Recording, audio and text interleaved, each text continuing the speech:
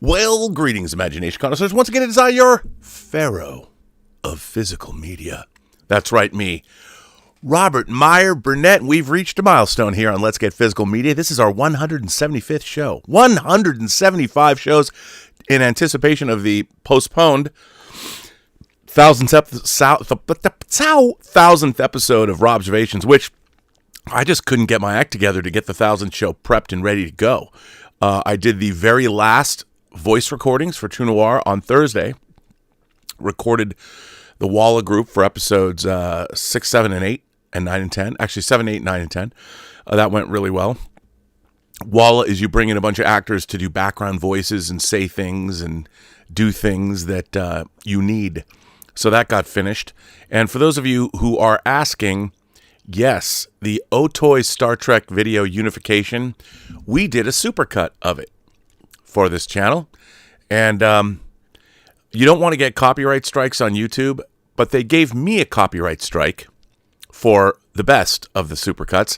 Now everybody's using generations and showing Kirk's death, and there's all kinds of different variations on the Otoy thing, but none of them have had copyright strikes. So if you get 3 copyright strikes, they take your YouTube channel down forever. And this copyright strike remains on the channel for 90 days.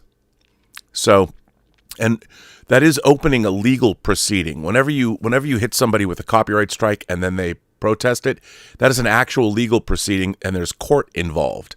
So the people that say they own the copyright now, I would, having been involved in the Axonar project, I would say that Otoy, they might have a license to have the Star Trek material, but they don't own the underlying copyright to it. They might own the copyright to their work, or so they think, but there's a nebulous ground there because of things like fan films. Just saying. So, and I did put all the copyright notices and a link to Otoy's company website in the description on the video. So it went away after getting 100,000 views in just a few hours. You know, they just don't like me over there at Star Trek. I wonder why. Anyway, that's not what we're here to talk about. We're here to talk about Let's Get Physical Media, episode 75. And you know, you don't come here for me. You don't. As much as I say or wish or want to be needed and loved the way you love somebody else, it's fine. But you know him. You love him, and I've got him here on this special Saturday show of Let's Get Physical Media, all the way from Saarbrücken, Deutschland, Mr. Dieter. Bastian. Dieter, how are you today? Well, Rob, I'm not the arch enemy of Paramount, so I'm saying, greetings, imagination connoisseurs. Dieter here I'm Rocky like Eric, and welcome to the B&B Motel for Let's Get Physical Media on a Saturday, because I asked my manager, can we do Saturday, because I have early shift on Monday. So Sunday is doable, but for me it's always nice if I have my back free and the show can go as long as it takes. Okay. So Rob, considering YouTube, I forgot to tell you one of my stories. It's probably a month back. Are you being stalked by a beautiful woman? Unfortunately not, Rob. But if you are, of course, a member of YouTube, you get your own channel. And I, Rob, got my channel removed at one point, even if I had no content on there, Rob. The channel got removed. You got removed from YouTube and you've done nothing. Yeah, exactly, Rob. I have no content on my channel. But it was some sort of mistake generally, and they sorted it out in a few hours. But I couldn't use my premium access, I had to revert back to using YouTube like normal people do, And I was shocked, Rob. Shocked. That's how fast it can go on YouTube. Bam, and you are out, Channel got removed, even if I have no content at all on it. And Rob, I know we are a little bit early, but I hear only good reviews for Wicked. Do you have at least a forecast for us? Oh yeah, I mean, I was looking at it. Yes, I was looking at it today. The forecast for Wicked is quite good. They're thinking about 120 million opening. I would imagine it's going to open higher. And I think it's great. I've heard people say it's great. A lot of people that love movies and only good things. Only good things. Even me too. With the running time. Yeah, me too. So, and everyone realizes it's a part one. By the way, Here's something. If you want to have some real fun on social media, as I learned, to the point where people say you're promoting hate speech and you get your Twitter account taken away for 24 hours, all you have to do is go on and talk about how terrible the Goonies is. Oh. Not even fine, Rob. Terrible. No, terrible. The Goonies is terrible. I reviewed it for my high school newspaper. I thought it was terrible in 1985. I think it's terrible now. But there's a lot of people, it's very funny. When you talk about a movie and somebody likes it, they revert to this infantile behavior where they seem to believe that you're attacking them personally. And you know what, to be honest, I was. So here's the thing. If you're a fan of the Goonies, that's fine. But if you're not even a fan of Richard Donner's best movie of 1985, which is, of course, as we all know, Lady Hawk, get out of town. Come on. Yeah, so I got thrown in Twitter jail for hate speech. Copyright strike. My staunch support of Israel and being a Zionist, that's not what gets thrown me off Twitter. Goonies gets me thrown off Twitter. Yeah. Which is, it's a fine line, Rob. It's a fine line. To me, it's just representative of the modern age. It's just the way it is. There you go. Goonies are not good enough. They weren't good enough in 85, and they weren't good enough now. And if you love the Goonies, okay, God bless you. I just hope you grew up and had better taste in cinema. It can develop, Rob. Can develop over time. I don't know anymore. It's great because kids today aren't even going back and watching the Goonies, so good for them. Go on TikTok and watch videos about transitioning. That's better for you than the Goonies. I swear to God. It's actually strange, Rob, that they didn't even did a remake of the Goonies. Nor was there a sequel. You know why? Because it's fucking terrible. There you go. Where's the forecast, Rob? 120. 120. That's not bad. 120. Great. Actually, let's see. Gladiator has opened in. They're talking that it's going to make 60 here, about online with what they thought it was going to make.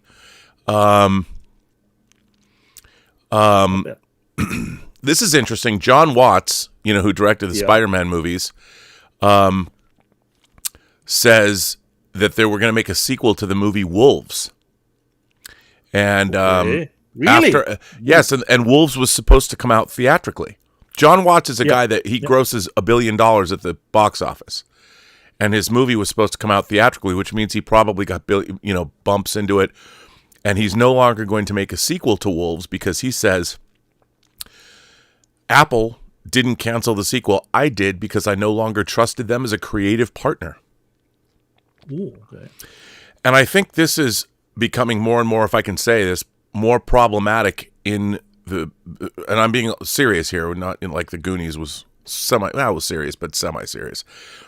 One of the problems with the entertainment business, and that is developing with streaming, is that the model of making films, which was a model that worked, was you made a movie, you put it out theatrically, it made whatever money it was going to make, and then it would go on to cable or VOD or SVOD or whatever. And somehow the streamers decided they just wanted to make movies that go out on streaming, even though by every metric, the most successful movies that are on streaming are movies that come out theatrically. Maybe that's true of newer movies, that things have changed, but for the most part, putting out movies in the theater is pre-marketing for streaming. And if they expect, I think the thought is, well, if it debuts on streaming, people are going to subscribe to our streaming service to see it. Well, that might be true, but the people that have streaming services now, like Apple Plus, hardly anybody has Apple Plus. They need movies to go out theatrically and come to them exclusively, so people will come and subscribe to Apple. They need the model. The problem is they don't need the money. Apple doesn't, their primary business is not movie making. So what's happening is you've got companies like Apple and Amazon whose primary businesses are different than making entertainment, but the people that are making the entertainment for them are living in a different business model than they live in. So you've got creatives who are bumping up against this business model that isn't the business model of Hollywood, and the creative people that are John Watts is a very valuable asset to have in your arsenal to use. And they pissed these people off, and they're like, I'm not going to work for Apple anymore. They told me they were giving us a theatrical release, and then they pulled back almost at the last minute and said, we're going to put it out for 7 days. And the thing is, he probably had a deal. A director of his ilk is able to say, okay, if this movie makes $300 or $400 million, I get a bump. I make $10 million based on box office. Well, I'm sure that was in his deal because this movie was supposed to be theatrical until the very last minute. So he was literally probably cheated out of millions of dollars of salary that he would have perhaps earned. And you'll never know. I mean, people could say, well, the movie wasn't that good. Maybe it wouldn't have made that much money. But it doesn't matter. The deal was what it was. And when you have people not doing what they say they're going to do, how do you make them, and the streamers are doing this to a lot of, they're alienating a lot of filmmakers. So just a thought, kind of an interesting thing, but Wicked is actually going to make 165 million global.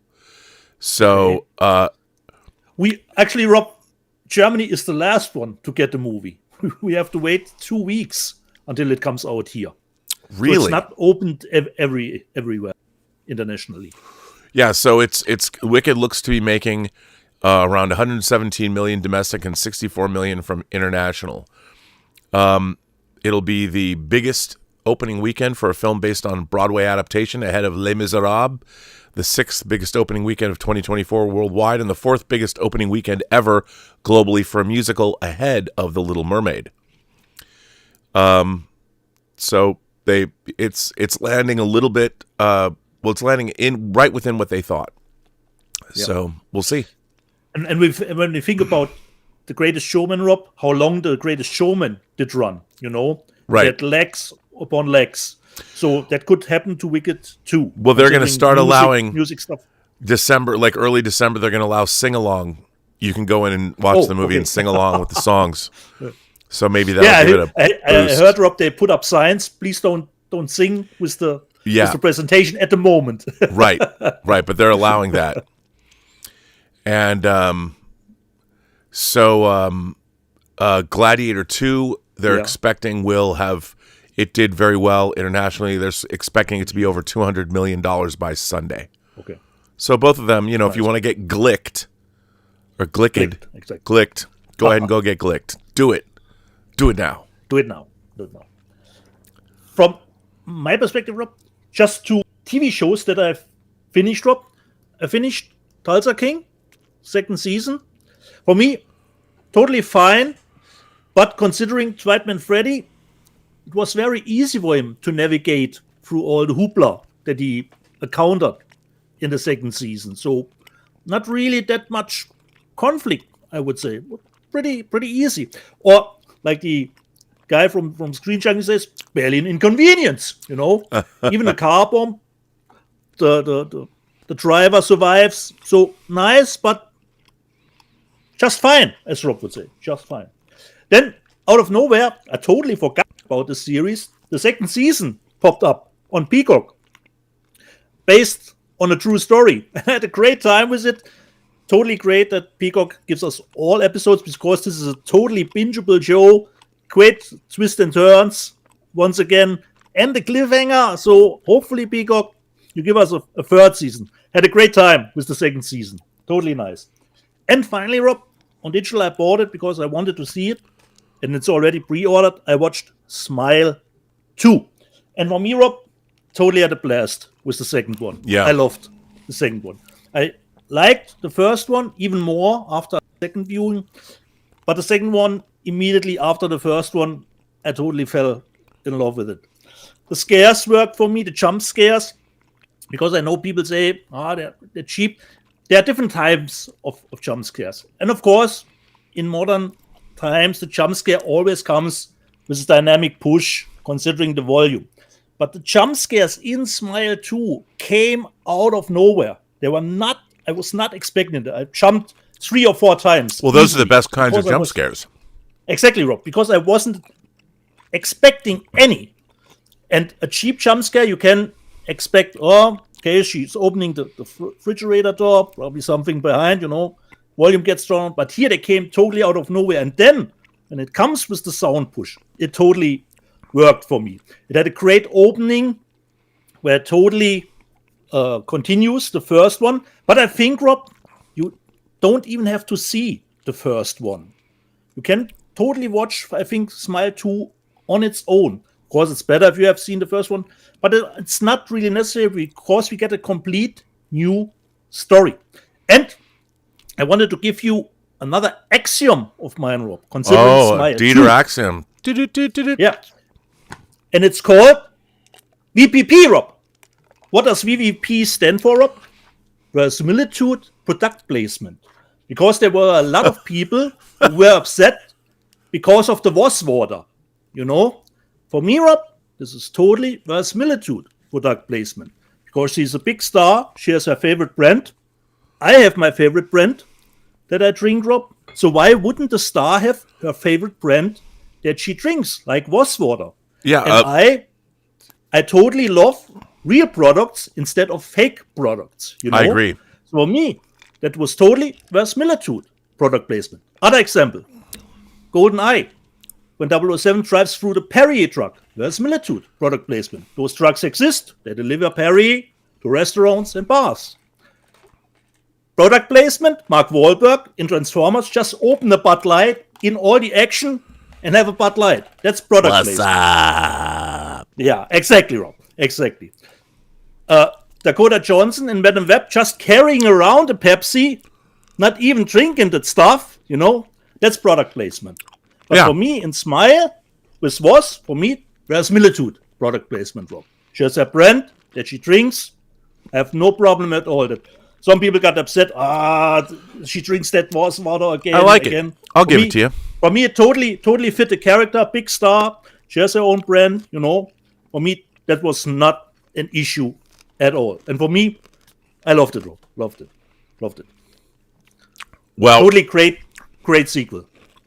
And for me, Naomi Scott, I totally have to say the same thing that Mark Kermit said. For me, this was an Academy Award performance, Rob, but it's a little horror movie, so we'll probably not, of course, not get any recognition. But for me, she totally played great.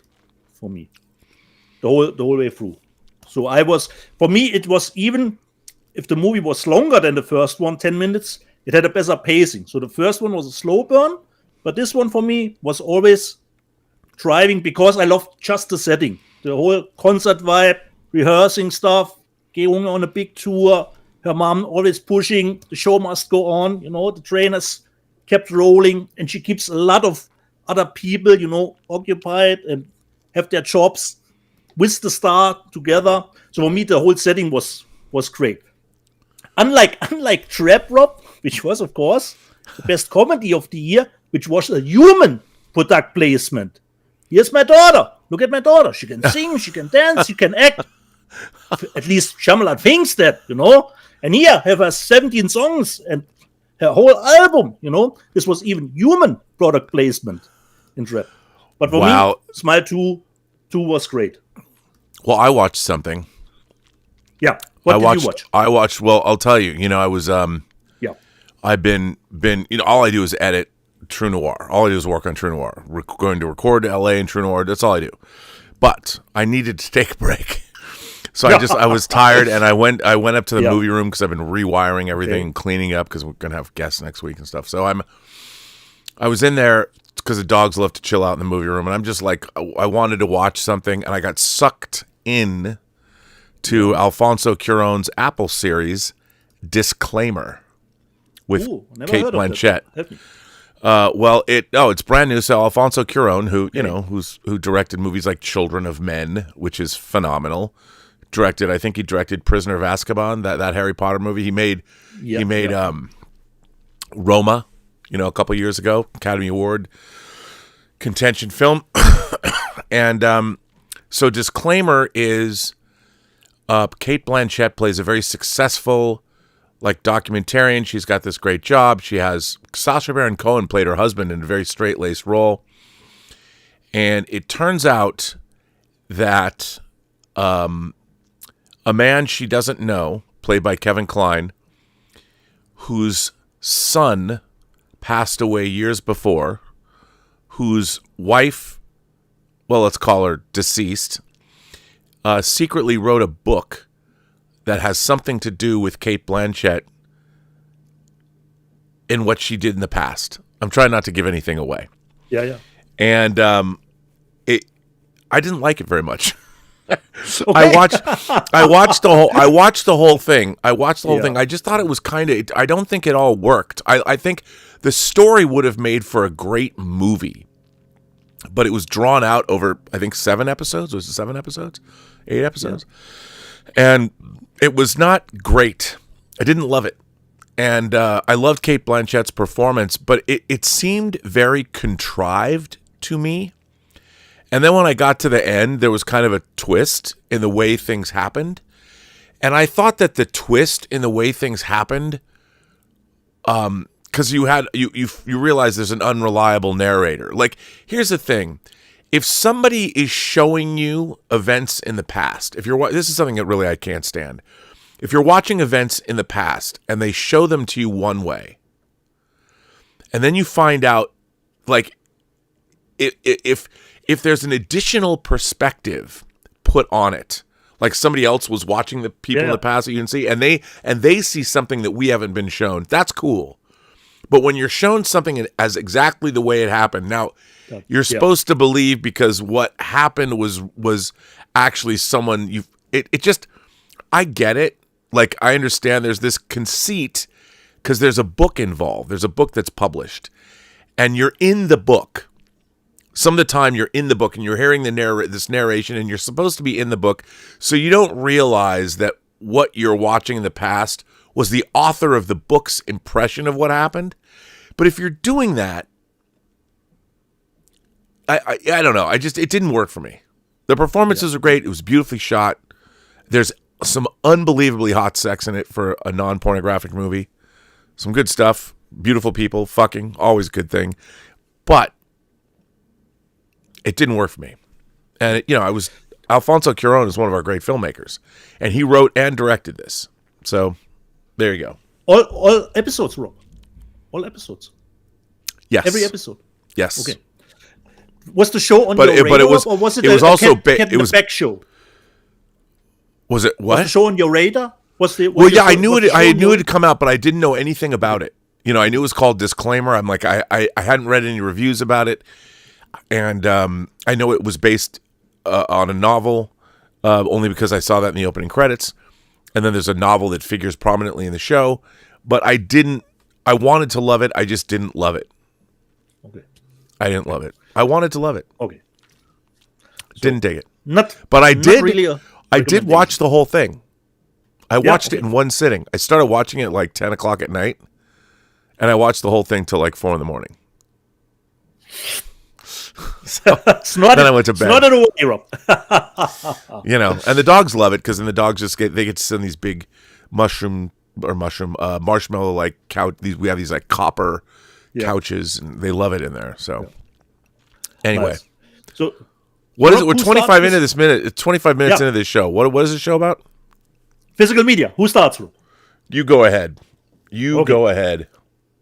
Cat in the Bag. Got it this week with Guy Pearce. The movie is called The Convert. Yeah, I think that's supposed to be great. I saw a trailer for that. Nice, Rob. Nice. The Convert. Here in Germany, it had a reversible cover artwork, so you could get rid of the big German rating. Not seen? Seen it? The Convert. Wait. Putting this over here. This one, Rob, for me, a disappointment. Like for many others, I watched Horizon. This is the French steelbook. Oh. Okay, but for me, a jumbled mess. I have zero interest to go further on that trip. Then it's just shot 185 to 1 for Western that wants to be epic. I don't know. I will never watch Horizon again. And luckily, my friend Eric von Schor loves the movie, and he will get the steelbook because I will never watch Horizon again. For me, sorry, Kevin. Not good. Not really good. Cat in the Bag from the director, it says here, from The Boy. It's called Lord of Misrule. Wow. Looks creepy, Rob, so hopefully it is. Got a reversible cover artwork, so no. Lucky, no German rating on it. Then that one director's of my obsessed with puppets. Then of one, my favorite movies of the year, the American Blu-ray of Cuckoo. I totally had a blast with this movie digitally, and now I own the American version, which comes with at least some special features, because the German one will feature none. And I hope in the future perhaps a 4K will come out too, because the movie was shot on 35mm. Totally looks great. And for me, I did have to use a little bit of internet help, on YouTube to get some of the points and plots filled correctly. But I totally love Cuckoo, especially since it plays in Germany, So Dan Stevens has to say some German phrasing, which he does very nicely. And Dan Stevens is always a blast. Cuckoo, totally loved it. Cat in the Bag, fitting for the time. It's called Bloody Santa. No idea if it's really a Bloody Santa at all. I hope so, at least. Or how does it compare to Art the Clown? That's a pretty high bar. Then this afternoon, Rob, I totally can say the same thing that a lot of people have already said. Totally a blast considering the transfer. I was even perhaps a little bit more thrilled with the Dolby Atmos track of the Terminator 4K. We were all worried about it, considering the other three James Cameron movies. But for me, totally looked great. And I couldn't believe that the movie still is great. Still holds up. Well, it's funny that you say that, because I too got the Terminator. Nice. I did not get the Steelbook. I know, Rob. Not everyone is likes this artwork. Yeah, Not to everyone me, I was like, I actually like this artwork better. Yeah, this is more like the original. Yeah, I was kind of like, but I have to say, this transfer is great. First of all, have you watched it? Yeah, Terminator never looked good. I mean, it was a product. If you look at mid, but I think, Rob, we had some Blu-rays that they were pretty decent over the years. Oh yeah, sure, but I mean, in terms of going back to 4K, and here's the thing about, look, for me, I will always say go back to the original negative. Always. If the original negative exists, I don't think people are like, well, you can take a TV show like Star Trek Deep Space Nine or Star Trek Voyager and use AI and upscale them. No. Because what you're doing is you're ultimately ending up faking. I'm sure in the future maybe they'll be able to extrapolate stuff and make it look filmic. But if you have the negative to go back to, you should always go back to the negative. That's my whole thing. Now, AI is a tool. I mean, when you telecine a negative onto a video format, you're basically transmuting one thing for another. I mean, a video version, an electronic version of celluloid that light passed through, it's going to look different. So it's always going to look different. It's not going to look, what you want to do is you want to approximate what it looked like, what the filmmakers intended when they shot the movie originally. And people could say to me, like, there are times when I'm all about, like, the Martian war machines in 1953's War of the Worlds, when you can see the wires on them, when the war machines, for me, in 4K, by all means, remove those wires, which they did. Totally. Because it really ruins the experience. The movie will never be looked at. And I'm not saying, I don't believe in going back and redoing the effects. No. Like, I don't think anybody should go into Ray Harryhausen's movies and add motion blur between each frame. I don't believe that they should do that. But like you said, Rob, that is one thing that the makers would have done if they could have done back in the day. Yeah, 100%. 100%. But then you could say, though, that, well, when Lucasfilm created Go Motion, and when they were doing the Tauntauns, and when they were doing the Vermithrax Pejorative and Dragon Slayer, they were adding motion blur to stop motion, which made it smoother. And you could then say the argument could be, well, Ray Harryhausen would have done that, and I would have said yes, but that technology, it didn't exist yet, and I think part of his art was the stop motion nature of what he was doing. Yeah. And whereas, I mean, it's a slippery slope. People can say, well, Rob, that's just the same thing as removing the wires from the war machines. And I'm like, no, because the movement hasn't been changed. You're just getting rid of the boom. You're basically just they haven't changed anything about the way the shot looks aside from removing stuff that shouldn't have been there. Whereas Ray Harryhausen's stop motion work was his work. The movement was the point.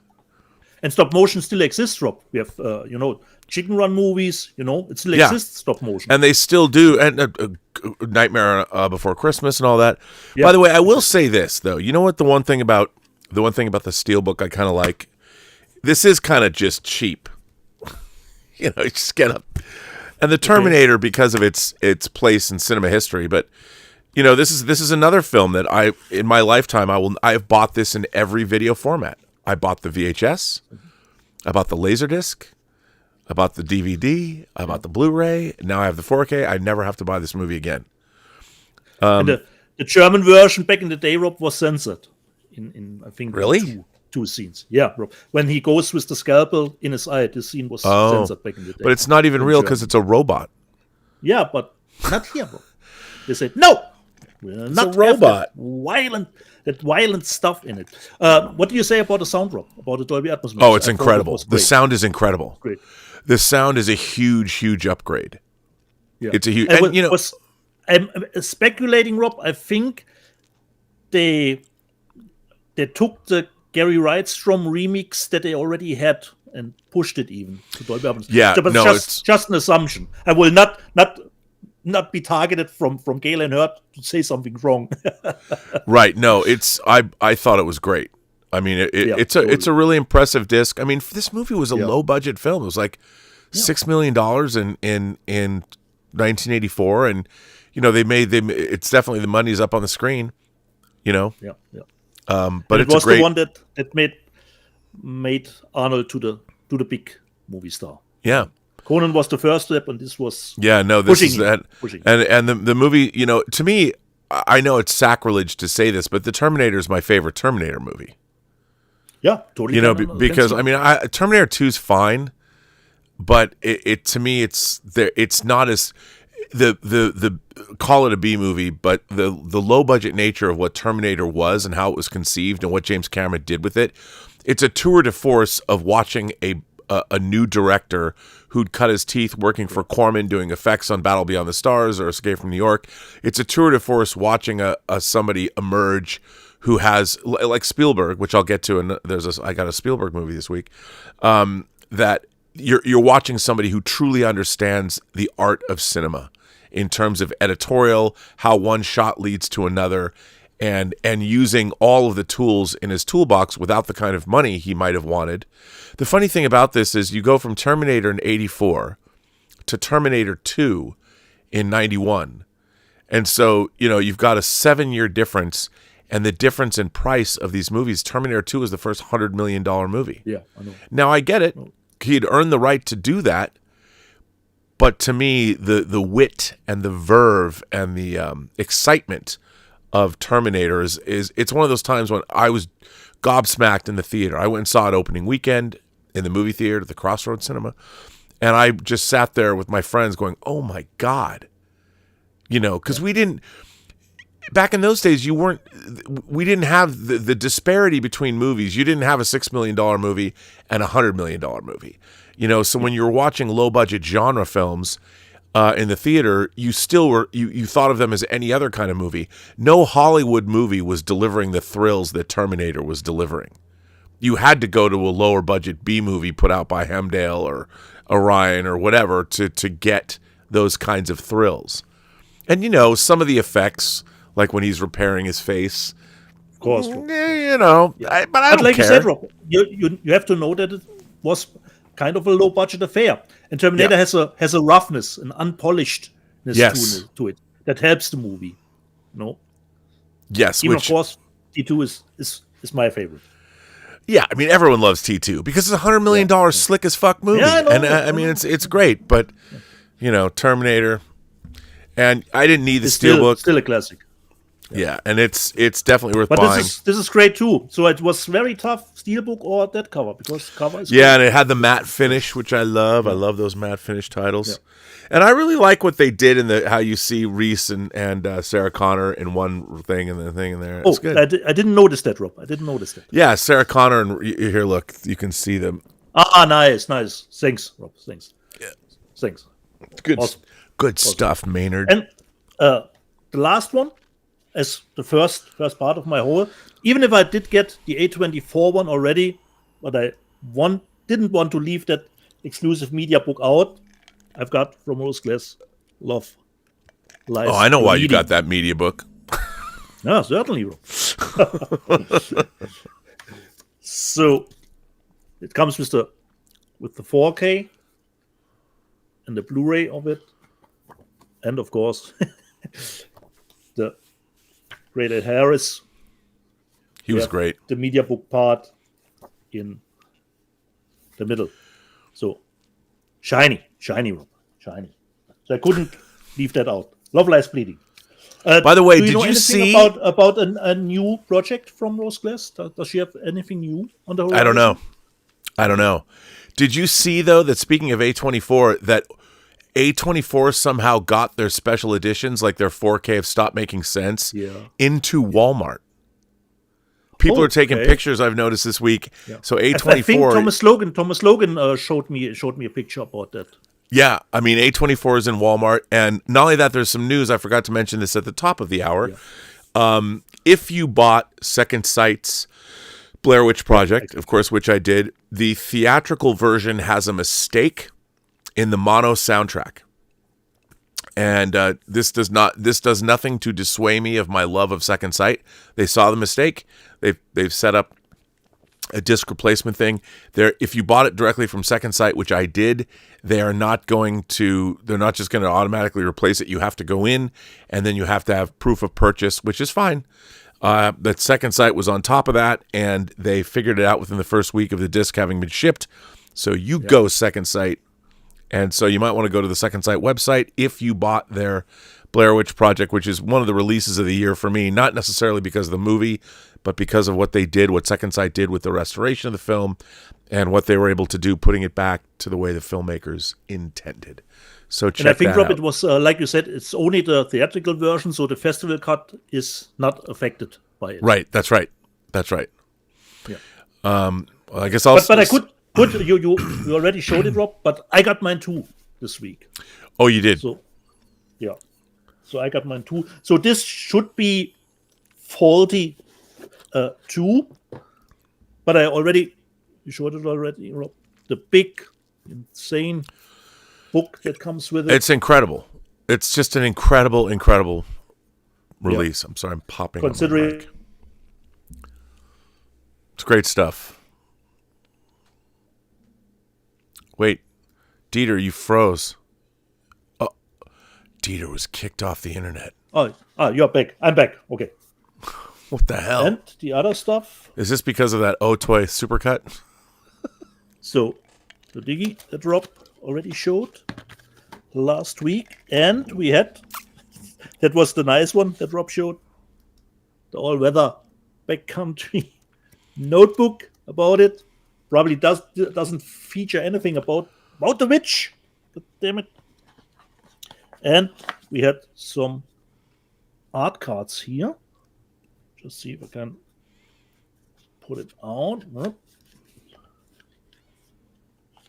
Always getting the bender roll off.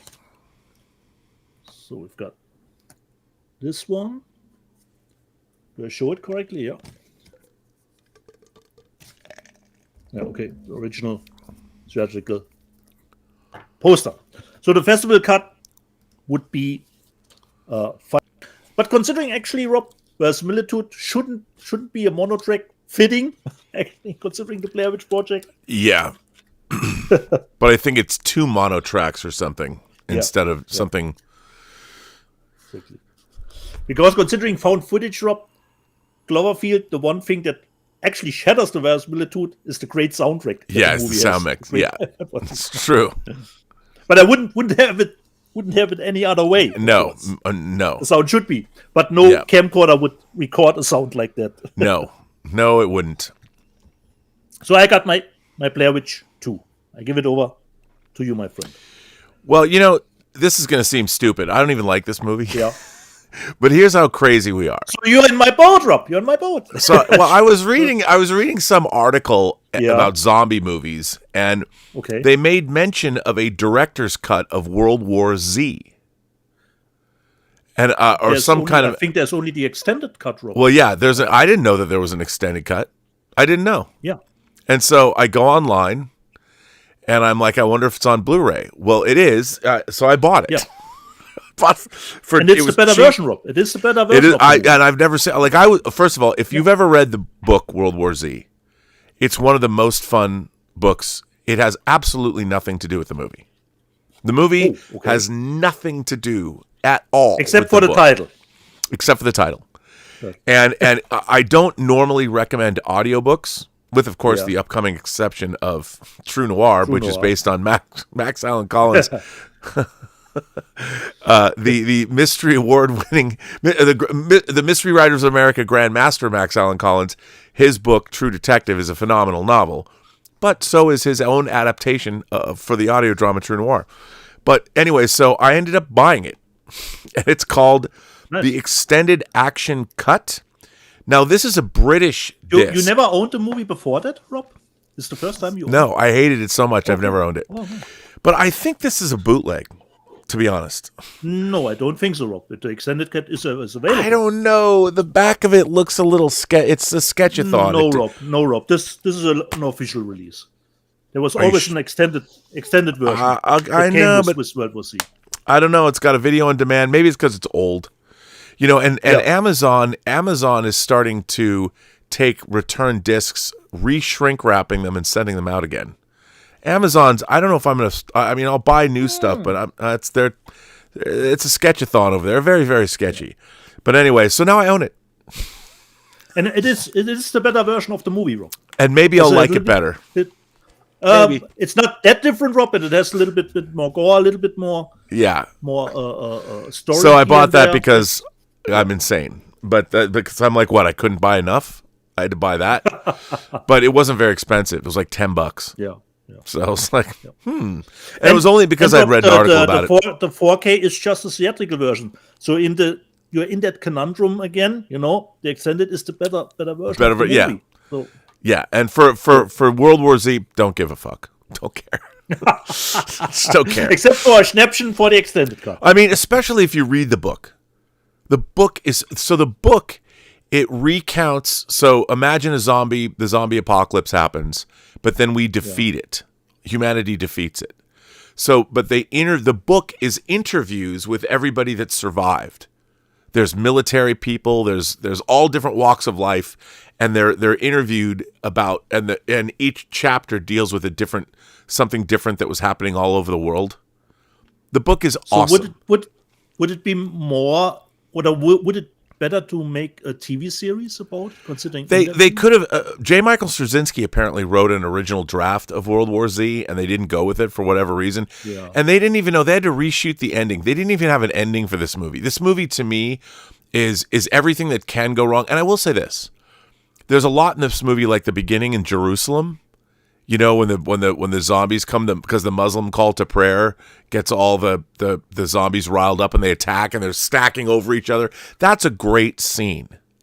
That's a great scene. And I love that whole scene in Israel. It's awesome. It's great. But the rest of the movie is just, and the ending it's all nonsensical bullshit, but it doesn't matter. I don't care. The beginning's cool, and I bought this. I just want to watch it. I think, Rob, when the movie came out, there was a lot of hoopla about the production, and everybody was thinking that it would tank, but it did pretty well. No, it made like $500 million. It did all right. Yeah. It did all right. Yeah. But the book is so good, and this is the one and only time I would never recommend. And you know who wrote the book? Mel Brooks' son, Max. Mel Brooks' son, Max, wrote World War Z. I would never, other than True Noir, I would never say, I would never recommend an audiobook over the reading of. But Mark Hamill does a voice. The voices in the audiobook of World War Z are so great. The acting is so great. And because it's like an interview format, it works so. It's one of the great. I think the two great audiobooks of all time are The Mist, when which has really influenced a lot of what I was doing on True Noir, and World War Z. Those are the two audiobooks that I love the most of all of them. Anyway, nice. Then unexpectedly, I got a huge box from Kino Lorber, and I'm splitting up. So Kino Lorber, first of all, this thing, I don't know if this is a series or a movie. Yeah. The Critic with Gemma Atherton and Ian McKellen. Nice. I really wanted to see this. I mean, it's a movie, Rob. Yeah, I think it's a movie too, actually. But it's again on DVD. And then they sent me a documentary From TikTok to Applebee's, Fancy Like Walker Hayes. Now, the one thing that Kino Lorber does, and I understand documentaries on DVD, I get it. It doesn't bother me. I watch them upscaled. But all of these, Kino Lorber has a great nose for great documentaries. So most of the documentaries they sent, I interviewed Greg Lemley for the Lemley documentary about movie theaters during the pandemic. That was great. So Kino Lorber's documentaries are great. So awesome. Thank you, Kino Lorber. Then, of course, I get a stack of these Blu-rays. Ooh. And these are just the Blu-rays. These are the 4Ks will come later. A Billy Wilder movie called 1, 2, 3 that I've never seen from 1961. Yeah. Billy Wilder movie. And James Cagney's in it. And I've never seen this movie. Now I can see it. Daytime Revolution, another documentary about John Lennon and Yoko Ono taking over TV back in the early 70s. Okay. And I did not know this. I did not know John Lennon and Yoko Ono co-hosted the iconic Mike Douglas show for a week. Here it is. Okay. Here's a documentary about all that. Want to see that? Here's John Carradine in Revenge of the Zombies. And this is from 1943. Never have seen this. I would imagine this will probably be pretty good. Then Umberto Lenzi's Battle of the Commandos with Jack Palance. This is an Italian World War II movie. You can never go wrong with Italian World War. They're called, what are they called? They're called like Macaroni something. Macaroni War. You know how there's like the Giallo genre? This is a Macaroni War movie. It even has the color yellow because it's a Macaroni War thing. So, and of course, this stars Jack Palance. So what's not to love? And this was co-written by Dario Argento. Okay. I know, right? Didn't know that fact. Then a movie that I saw actually in the theater, Harrison's Flowers with Andy McDowell and Elias Koteas. I like this movie when I saw it. What year is this? It's 2000, so yeah, a long time ago. Oh, not. And of course, I would also like to point out David Strathairn is in this movie, who also appears as Frank Nitti in what? True Noir. Frank Nitti, David Strathairn, right in this movie. They know. And then Patrick Bergin and Ian Glenn, Mountains of the Moon. I saw this movie in the theater too, from 1990. So that came out. Thank you, Kino Lorber. Now this is what I'm talking about. Number 1 of the Secret Service. Now this is from 1977, but move over same year as Spy Love Me, by the way. Move over 007, make way for the newest, grooviest member of London's Secret Service. His name's Blind, Charles Blind, played by Psychomania's Nicky Hansen, a.k.a. Agent Number 1. And he's assigned to stop a mad millionaire's international murder plot. So here you go. I think I heard about that movie in the bonus features of The Million Eyes of Sumeru. Well, I think there was. Of course you did. Featured. Of course you did. Why wouldn't you? I think it was the same director that put out those James Bond like movies. I mean, look at this artwork. It's even like got the Robert McGuinness the artwork in there. Hilarious. What's not to love? And then I remember that. And then of course, let's see. Did I get the last one? is The Martian Chronicles, the TV miniseries The Martian Chronicles, which I watched with Rock Hudson. This is not great, but I have a soft spot in my heart for it because I watched it when it was first on, although they have this scene where like the Viking lander lands on Mars in the beginning and you can totally see the wires. They desperately needed, maybe they did remove the wires, who knows? They desperately needed, even when I was a kid, I'm like, I can see the wires, man.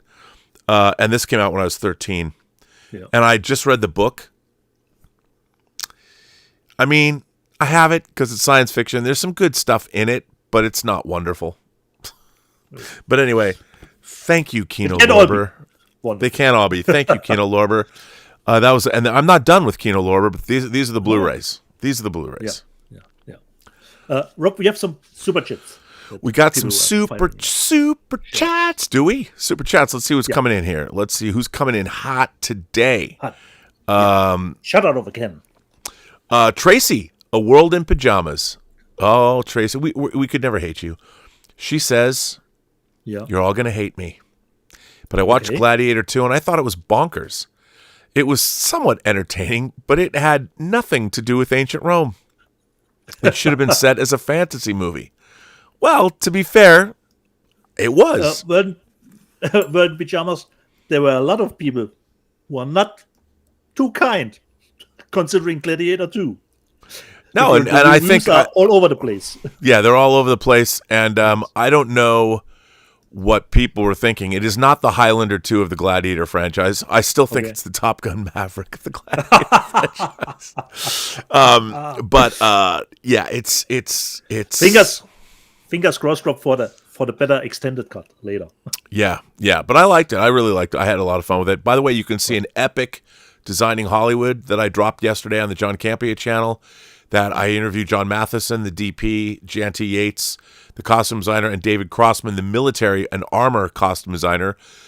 Crossman worked on the Batman. He designed the Batman suit for Matt Reeves' Batman, awesome. And he also worked on the Star Wars sequel trilogy and made a lot of the costumes, which are cool. Yep. So all good. So watch that. Martino Sumoni, all the way from the Italian-Swiss border. He says Terminator 2 is pure and true to itself, like a Terminator should be. Martino, I totally agree with you 100%. And there you go. Hey, by the way, if you have that navigational deflector, still need that. I can't find it. I don't know where it is. I cleaned up this entire the Rob Observatory is going to be revealed in its full-on glory in the 1,000th episode. But, I couldn't find it. I'm still looking for it. I don't know where it is. Martino also gifted 5. Can help out. Martino gifted 5 Burnettwork memberships, which we had a great member call last week. We'll have a great member call next week. And the 1,000th episode is this Wednesday. Kelvin. Still starting at 8 o'clock? 8 a.m. 8 a.m. Yeah, I'm making a schedule and checking it twice. I'm going to find out who's naughty or nice. Kelvin Wellborn says he watched Kelvin all the way from Down Under. Watched Caligula, excellent film. The 4K looks great. But Kelvin, which version did you watch? Exactly. Did you watch the Ultimate Cut? Probably the Ultimate Cut, because you can't say it was an excellent film if you watched the original. I mean, but there's a lot of good stuff. But I haven't watched. That's one of the things I'm going to do because I really can't do much next week except edit True Noir, and I got to take a break. I mean, I got to take a break. And, but hey. Getting the battery started anew. Yes. Secular Monk says, happy birthday, Rob. With tariffs possibly coming in 2025, should U.S.-based collectors be buying more discs now? Will studios increase their prices? Well, I don't know if they're going to increase their prices. They might build a plant domestically. They're manufacturing discs outside. I mean, I don't understand. I don't think people understand how tariffs work. It means that we have to pay more. We have to pay more money. So what you're saying is correct. Yes. Are we going to have to pay more money for discs? I hope not. I mean, we don't really have any disc plants, and there's so many good things coming out next year. We're already into this week in the news section. We're already into February's releases, and there's some bangers. So, hope not. But you know what? You should always buy as much as you can because you never know if you're going to see it again. Exactly. Darth Plato says, "Happy birthday, Rob." Can't believe this is still going. I mean, I'll take it. But you guys, you warm my little heart. So thank you for the constant well wishes. I appreciate that. So we're caught up with those. Okay. Then I could show more. Why not? Show more. Okay. I want First more. one. First one, really nice. Had a good charm, the movie. Not perfect, little indie. All you need is blood, Rob. Of course. All you need is blood. What else? Yeah. The movie has what I say. its charm. Unfortunately, even if it's only 100 minutes, it's too long. Should have been a quick 90-minute movie. You have our director in the movie. He's a young kid who wants to be more of a drama director. And then a festival comes along which only accepts horror entries. So he has to make, unfortunately, a horror movie. And Mina Suvari is in it too, but not even in a small role, in a actually bigger role. This is a 4K and the Blu-ray 2. So it would needed a little bit better tempo, you know. So, but the movie has its charm. No. And it goes bonkers at the end. All you need is blood. And there's an interview with the director on it where he said, like you, when he was in Sitges, was great. Then I know it was only a setup season, but of course, I've got it for a really nice price immediately. House of the Dragon, second season, but this is not a steelbook. It's just a normal thick Emery, but it comes with the 4Ks and the Blu-rays in it, and some character art cards. Let's give them a look. Well, Dietz, since you're showing that, I'll jump right in, and I'll say I got the Steelbook. Nice. Ooh, that looks cool too.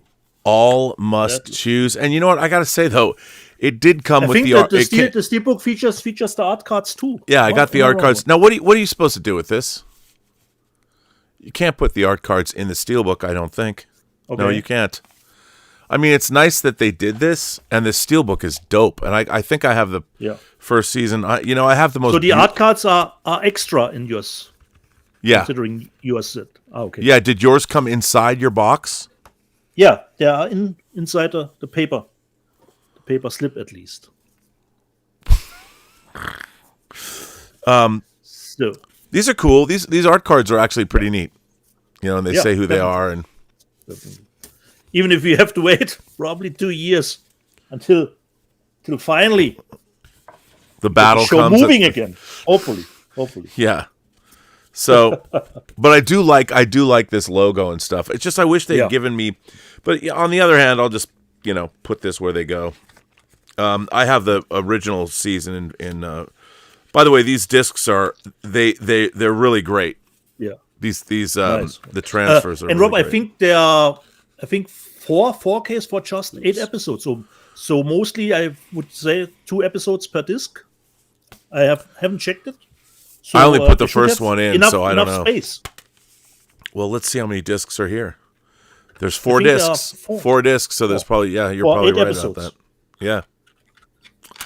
So that should be totally working. So the art cards and the normal Emery. And all the rest that I have are special editions. And the first one, I thought, I'll get this for Oppenheimer. Well, there you go. The special edition comes with. Wait, where'd you get that? Steelbook. Here in Germany, Rob. God damn it. So it comes with a little bit of a different Steelbook that I have. Is that the thanks for not dropping one on us version? Exactly, Rob. we got lucky. We got lucky. So with the 3 discs, the other set had 2, and the extras are a little booklet. Here, of course, since it's a German edition, in that's cool. German. And some art cards here as well. Just rip. Slide this across. We have the art cards here. For Oppie. And a poster, probably. At least I would think so. Yeah. I don't know if it's double-sided. Yeah. The 2 posters for Oppenheimer. So this is a little bit of my second horror. And we'll put it back here, which always takes a little bit of time. Yeah. So I give it over to you, my friend.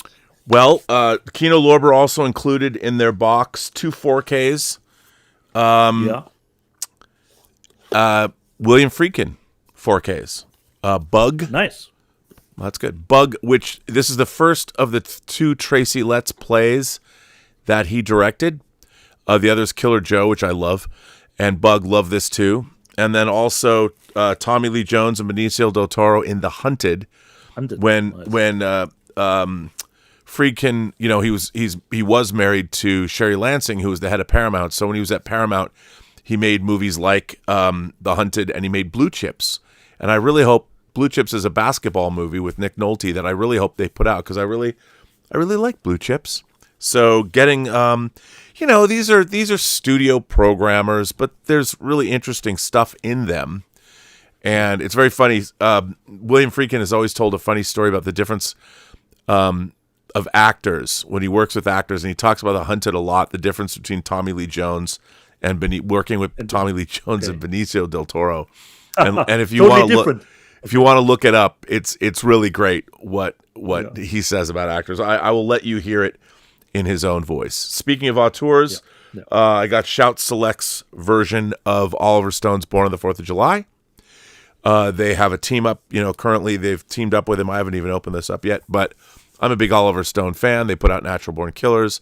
They put out that great JFK box set. JFK. Yeah. And they're I hope they do Wall Street. I've heard they're working on Alexander, but I don't know that for a fact. Sure. Don't know. And then speaking of Steven Spielberg, his first theatrical feature after Duel, which was a TV movie, The Sugarland Express. Nice. Really great movie with Goldie Hawn. Every cop in the state was after her. Everyone else was behind her. Yeah, that's a great ad line. So looking forward to having this. This was, of course, written by Hal Barwood and Matthew Robbins, who went on to make Dragon Slayer. I think they also wrote Batteries Not Included. But here you go. Sugarland Express in 4K. Cool. Haven't looked at it. Everything I do for you. I move the stars for no run. I had to get Labyrinth.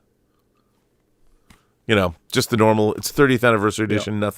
Nothing great. Nothing, But but it says 4 times sharper than high def, in case you didn't know. So there you go. And this comes with a Blu-ray and a 4K. So there you go.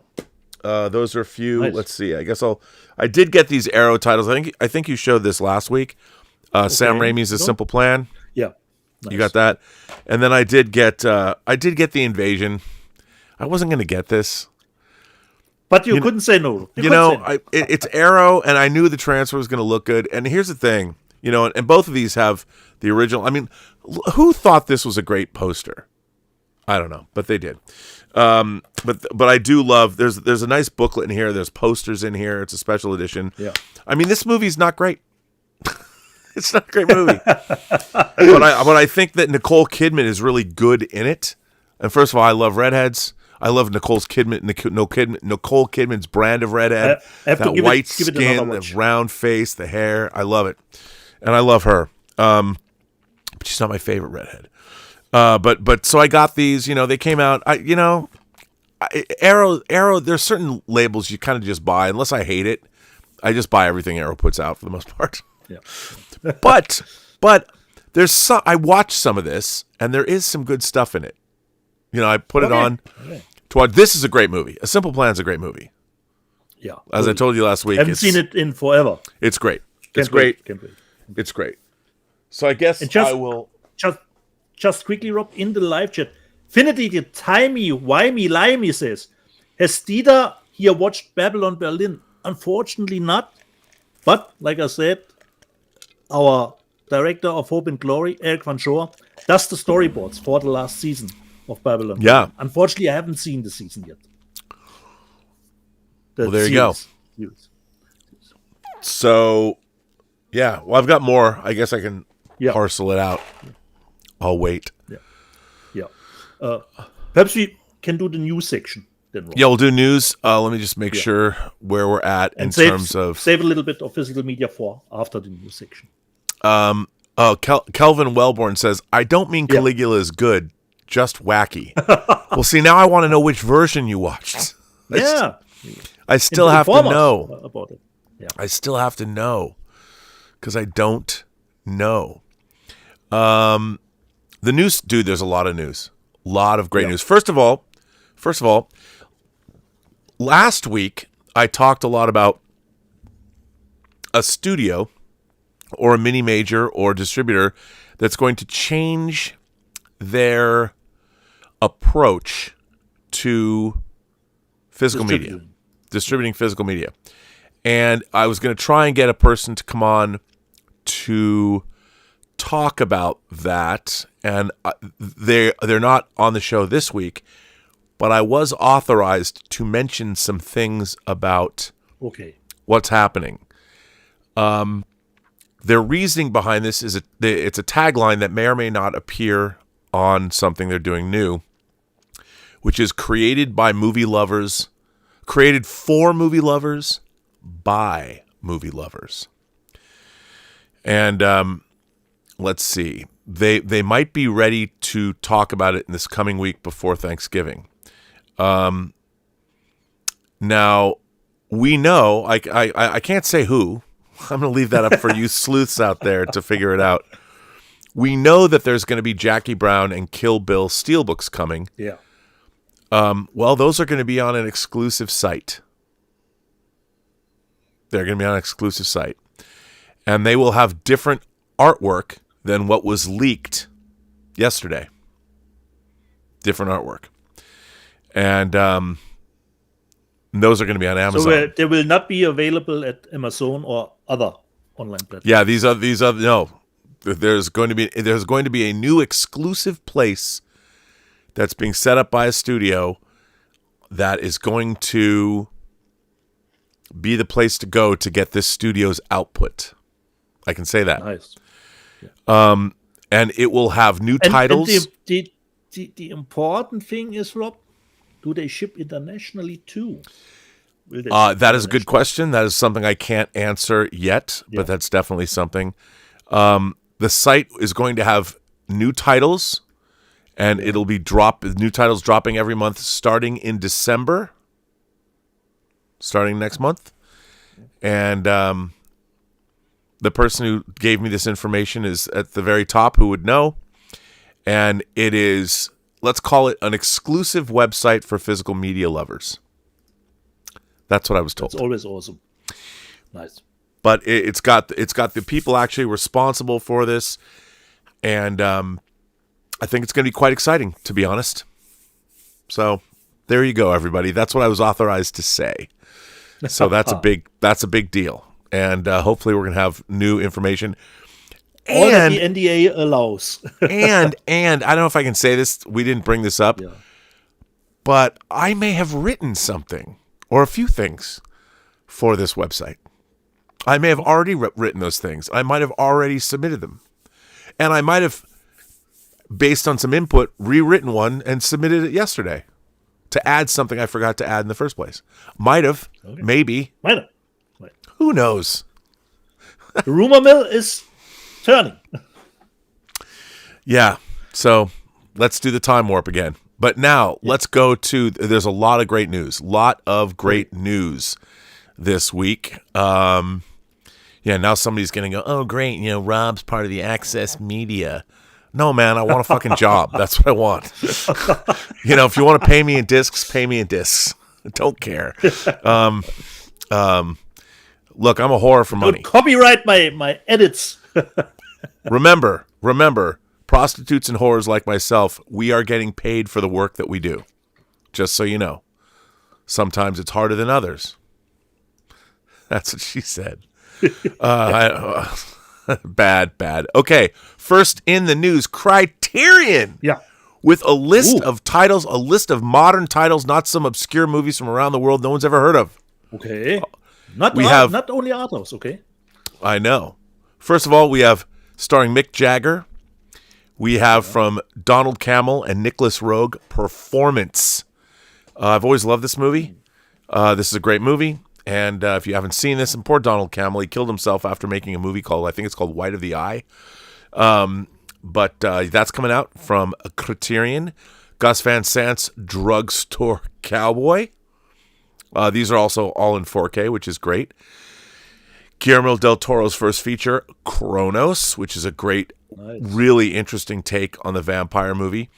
A delightful romance. I'm surprised to see this in the. I don't know if this is weighty enough for Criterion, but hey, Crossing Delancey with Amy Irving, and is it Peter Riegert? Oh, it's been so long since I've seen it. That is coming out, and then of course Jean-Luc Godard film King Lear, part of his latter. I mean, I don't know if I'm with Elliot Cohen. I don't know if I can hang with Godard's later works, but King Lear, I'm working with. I'll work with it. I'll take a look at it. And then you've got Punch Drunk Love, Paul Thomas Anderson's Punch Drunk Love, coming out in 4K, which I really like this movie. Adam Sandler is great in this movie, and can't wait to get that. I think that's a fine slate from Criterion. It might bring up more viewers in. Maybe they wanted to come out and get people to come to buy their discs instead of just wait for the Barnes and Noble sale. Which, by the way, since I've been here, my note when you go do the viewer chat, I'm going to go look and see if my Barnes and Noble box from the Criterion sale came. Nice. Then, of course, first of all, I got to say, I've always liked Severin. Severin put out I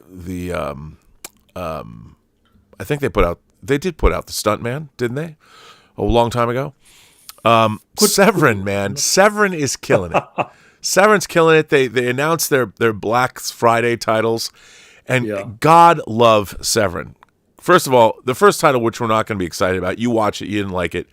Trick or Treat, not Mike Doherty's Trick or Treat. This one I will buy because it will be cheaper than the other one. This I will get. And by the way, look at this cover. Come on. Yeah, exactly. That's a dope ass. That is a dope ass. Because the other ones, I couldn't order the other ones because they don't ship internationally, Rob. But this will be probably available through Amazon. So this one I will get, Rob. No. Yeah, I mean, as I reported last week, they're putting out Delicatessen. They announced this week. Now, I got to tell you, they're putting out a Jess Franco movie I know nothing about called Thong Girls. That's the cover. I mean, that just makes me thirsty and hungry at the same time, that cover, if you know what I'm saying. And I know you do. This movie, I guess, is a comedy. I don't know much about this, but I'll buy it. Yeah. I'll buy it. And then a rape revenge film that followed on the heels of the original Last House on the Left, Night Train Murders. This movie it defines the word lurid. This movie, and they're going all out. 4K, I got to get this. I can't wait to get this. I'm embarrassed, and maybe I feel a little bad that I like this movie as much as I do. But if you're going to make a rape revenge movie, just go lurid with it. And this is lurid, and this is a great package. They've got all different kinds of... Because this movie was called 10 different things. It was called, like, The Second House on the Left. The second to the last house on the left. No, it had all these different titles. They've got all this artwork. So this is something that definitely I will pick up. And then this was really surprising. Who knows, Rob, what the German title will be? Then. Oh, there's probably a title called Two Girls Murdered on a Train or something. I don't know. Yeah. And then this is a synopsis in the title. David Cronenberg's son, Brandon Cronenberg. They're putting out Antiviral in 4K. Nice. I don't know if you know about what this movie's about. I really like this movie. This movie is about people in the future. This company gets diseases or sicknesses that celebrities have, and you can go and buy them, and you can be infected with the same disease that your favorite celebrity had, so you can be closer to them. I kid you not. That's what this movie's about. I have the movie, but I haven't gotten around to it. Oh, well, it's not the 4K, an older Blu-ray. Yeah, I have the older Blu-ray too. I've watched it a number of times. I had to wait to see it on Blu-ray because it never opened here, but it's definitely worth getting. Yeah. Young Cronenberg acquits himself admirably in the shadow of his father. Good stuff. So, yeah. And then following that up, you've got The Mask of Satan. The Mask of Satan. And, who doesn't want... this actually sounds good. Mask of the Demon, of course, is the name of the Barbara Steele film that Mario Bava directed. And so what's not to love about this? But hey, there you go. And then I think this is the last one of the titles that they put up, which is The Last Cannibal World. And, Mr. Diodato, Ruggero Diodato, come on. What's not to love? Rob Alpetal informs me the German title is Mädchen in den Krallen teuflischer Bestien. Girls in the crypt of devilish beasts. That's what the name of Night Train Murders is in Germany? It seems that way. I think Altmetall is referring to that title. Mädchen in den Krallen teuflischer Bestien. Well, there you go. There you go. And Severin following up their releases with The Last Cannibal World. God bless Severin. God bless them. And then, of course, we have Imprint is putting out a bunch of new stuff. They made a lot of announcements in Australia. Lipstick, which I already have. That's, again, everyone is raiding the Paramount library. This was a staple of early cable. When I had cable, I saw this movie like 100 times. Margot and Marielle Hemingway. This is also a rape revenge film from the late 70s. They're also putting out The Betsy. I remember seeing trailers for this. I've never seen it before, but it's like some big star-studded studio misfire. So, hey, always fun to watch those. And then they're putting out Play It Again, Sam, which I will get because Free Enterprise was heavily influenced by this Woody Allen film. I really like this movie. Yeah. Great early Woody Allen. Hey, it's slipcased. It's Imprint. Why not? Get it. Then we saw this coming out from Fun City last week. Lifeguard with Sam Elliott is also coming out from Imprint. So what to do? The shipping costs alone make this cost prohibitive if you want the Imprint version. I feel like I need to support Fun City. I support Imprint a lot. I showed their Capricorn 1 last week. But I feel like you should buy the Fun City Edition one because they put out Bobby Roth's Heartbreakers, which I'm forever grateful for. So maybe I'll go with the Fun City Edition of Lifeguard. But, hey, here's the Imprint one if you're a man down under, like Kelvin Wellborn is. So why not? Then, of course, the Liberation of L.B. Jones, which I don't know much about. But, hey, it's coming from Imprint. So definitely worth a look. And then this movie, Swashbuckler, Robert Shaw plays a pirate. And this was, I forget who directed this movie, but somebody that I know. I'm sure if I look. James Earl Jones, Peter Boyle. No, like James, was it James Goldstone? No, not directing. I'm just reading. Sorry, Rob. Who's starring in it too? Oh, yeah, James Earl Jones, Peter Boyle, Beau Bridges, and Angelica Houston. And they joined forces to protect Jamaica from a tyrant. What is not to love? So yeah, I don't know if this movie's any good or not, but it certainly has a great cast. So there we go. Swashbuckler. Buckler, and that's what Imprint has coming out. And then we go over to our friends at I don't remember where. Like this is like 88 Films, no, it's not. It's it's the British label. Hang on, let me check. I'll find out. I should have checked this out. Eureka? Yes, it's Eureka. Yes. Eureka. It's Eureka. That's right. So, see, how good am I at bringing you the news? Just great. Eureka is putting this out. And of course, a lot of these labels, whether it was 101, whether it's 88 Films, or whether it's Eureka, they are really doing right. Great work. So Eureka Asian. Yeah, they're Asian putting movies. out 3 titles, and this is the first. Now, The Legend of the Eight Samurai, a Japanese box office sensation. Oh, and this is directed by Kinji Fukasaku, who directed Battle Royale. They put out, I got to get this. Legend of the Eight Samurai brings together an impressive ensemble cast. The Satomi clan have been all but wiped out by their mortal enemies, the ghoulish members of the undead Hakita clan. Oh, I'm in.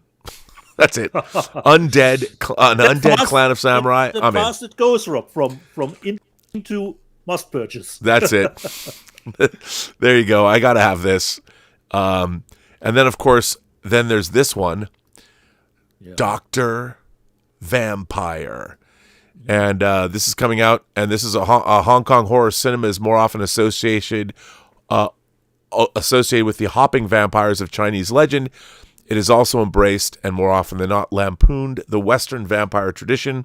One of the more outrageous films to bring European bloodsuckers to Hong Kong is Jamie Look's Dr. Vampire, a perfect blend of horror and comedy with shades of Vamp, Fright Night, and of course, Hong Kong's own Mr. Vampire series. So, there you go. Now, changing it up, Eureka after that brings us Douglas Sirk's early movies. Douglas Sirk in Germany. And these are his films, I guess, from the late 20s to the mid 30s. It's 34 and 35. It's only 2 years. There you go. And this has feature films. April, The Girl from Marsh Croft, Das Mädchen vom Moorhof. Exactly, Das Mädchen vom Moorhof, Stützen der Gesellschaft, 2 Windhunde, 3-mal Er und der eingebildete Kranke. I don't know what you just said, but I agree. Pillars of Society. So, I mean, this is part of their Masters of Cinema series. What's not to love? What's not to love? And then there's this. You must love this. Tony Jaa striking. I'm in. Yeah, I figured you would be. I mean, look at that cover. Tony Jaa, finally. Tony Jaa. And this is coming out from Wellgo USA. Awesome. And, there you go. And then this might be my favorite set of releases for the week. Here they are. Now you might be asking yourselves, what is this? That's kind of what I think too. This is a company called Third Window. They're a British distributor. Third Window, and this is the first one of these movies from 1985 is Scent of a Spell. The Nikatsu Roman porno and director's company collaboration between director, I can't pronounce his name, who made Mermaid Legend. While a young man is on his way home from a bar in a torrential downpour, he comes across a woman trying to kill herself by jumping off a bridge. Without thinking, he jumps in to rescue her and save her from drowning. After taking her to his home, he learns she's escaped from a violent husband who he decides to try and protect her from. He starts to fall for her, but finds out that there's more to her story than she's willing to tell. Okay. Bring it on. Then there is Mermaid Legend. When a fisherman is killed by a greedy land developer for standing in the way of their expansion plans, his pearl diver wife, Magiwa, moves into unforgiving and vindictive payback on those Yakuza responsible. Framed for her husband's murder and forced to shelter in a brothel, hell hath no fury, as the bloody battles begin. I want all 3 of these. And the third one is Bumpkin Soup, an early Pink film. Wow, from Kiyoshi Kurosawa, the director of The Cure and Pulse. Okay. Oh my God. A country girl named Akiko, known for her collaborations with the late Cations. Oh, I don't even know who that. Okay. Akiko visits a college in Tokyo in search of her hometown sweetheart. In the course of finding him, she runs into various odd inhabitants of the college campus, blasé intellectuals, sex-crazed co-eds, a psychology professor in search of the theory of shame, played by film director Juzo Itami, who made Tampopo, and of course her sweetheart Yoshioka, who has become an elusive campus nobody. So not only is this about lesbians, but it's got Juzo Itami, the director of Tampopo, in it, and it was directed by Kyushi Kurosawa. Man, I'm telling you, all of these are coming out. Triple feature. They're all coming out on the 17th of February, and I'm buying them all. What a triple feature. So there you go. And all of them obviously are, have some kind of sexual component to them. I mean, who doesn't want Mermaid Legend? You can watch it with Lure if you're interested. Then we have this coming out, Emperor Jones, which is a film I don't know much about. I only know that is in fact coming out. Let me tell you who it is coming out from. I would tell you if I could find the information, but right now I guess I can't. Don't know. But yeah, the Emperor Jones. I can't seem to. It won't link up, but it's coming. Okay. It is coming out. Oh wait, hang on. That is 1933's Dudley Murphy, The Emperor Jones, starring Paul Robeson, Dudley Diggs, Frank H. Wilson, Freddie Washington, and Ruby Elzy.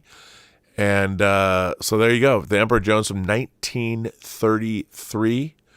Obviously, this is a milestone in cinema. The murderous Brutus Jones escapes from jail and bluffs his way to becoming the emperor of a Caribbean island, and it's based on Eugene O'Neill's expressionistic play. And come on, Paul Robeson, how can you go wrong with him?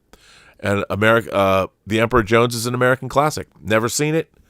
I'll watch it, though. Maybe I'll get it. Who knows? Scream Factory is putting out Sam Raimi's The Gift with Cate Blanchett, which is awesome. Lionsgate is putting out a new Snowpiercer 4K Steelbook. I wonder if I can figure out a way to get myself one of these for no money, because it's Lionsgate. I don't know. Maybe I can. BFI, I didn't even know this. Vincent Price had a cooking show. Did you know that? I didn't know that. And BFI is putting out... No, I'm back, Rob. I was sidelined. Cooking Price-wise, Vincent Price's cooking show from the early 70s is coming out, because apparently he loved the finer things in life and he was a big foodie. So you go, Vincent Price. We're putting that out. And then the patron saints of this channel, Kino Lorber, putting out Dante's Peak in 4K. Awesome. Yeah, I mean, now although I have to say I do prefer Volcano, but Dante's Peak is good. Linda Hamilton and Pierce Brosnan. Good stuff. Then they're putting out, as we know, Orca in 4K. And they're putting out a movie I really love called another movie, Orca, and this from the Paramount catalog, The Lords of Discipline, which I really like this movie. So I'm happy that's coming out. So that's exciting. And then we have, I'm sure 1001 Johnny will like the fact that Ultraman Z is coming from Mill Creek. So if you are interested in that, it's coming. Then there is a big Terrifier 3 box set. And if you're interested in what's in it, and if you're a Terrifier fan, I would say this is probably something that you are going to need to buy. It's got the 4K in it. It's got a box of soap, a Terrifier 3 box of soap. A little bit of swag. It has Art the Clown selfies. It has Polaroid replicas. It has a Terrifier 3 barf bag. It has the Art of the Clown mini mask, a Terrifier 3 Art of the Clown enamel pin, and a Terrifier 3 Christmas ornament. Come on, get it right now. You know you want it. There will be so many editions of the movie, Rob. It will be insane. Considering worldwide. Oh, yeah, totally. And then, of course, we have Oddity coming to us from the British version of Shudder. So this is coming out, which is cool. So have you seen Oddity yet, Rob? I haven't. Have you? You said it was good. One of my favorites. It's from the director who did Caveat. And Caveat was already great. But this one was, for me, the better movie than Long Legs. Yeah. Well, I'll definitely check that out. I love it. All right, I will watch that. And then we've got The Penguin coming out. Why is it coming out? I just had House of the Dragon from HBO in 4K, and The Penguin's coming out on Blu-ray? It comes out in 4K, Rob. The Penguin comes out in 4K too. It is? Yeah, Rob. The Penguin is coming out in 4K too. Okay, well, it's coming out on Blu-ray. That's good. I was going to get upset. Blu-ray and 4K. You can choose. All right, well, that's good, because I want it in 4K. I don't want it in Blu-ray. Anyway, and now we go to the top-selling discs. The top-selling, I didn't want to show, Blu-ray discs. Deadpool and Wolverine, Twisters, Gladiator, The Crow, 2024, The Seven Samurai. Oh, Arcane is number 6. Arcane is number 6. That makes me want to know, hey, did you get Arcane yet? Did you get you have your Arcane Steelbook? I'm just checking, because, I just want to make sure. Not yet. And I don't have to, and I have not seen the last 3 episodes. Save them for Sunday. Okay. So you got Arcane. Not yet, Rob. This is the Blu-ray list. The Grinch, Star Trek Prodigy Season 2, Despicable Me 4, and Borderlands at number 10. Now we go over to 4K. Deadpool and Wolverine's number 1. Gladiator's number 2. The Seven Samurai is number 3. Twisters is number 4. Oh, wait, Arcane. Arcane's again. 4K. So, Arcane, the 4K is coming out. Does that mean you didn't get your Arcane 4K Steelbook?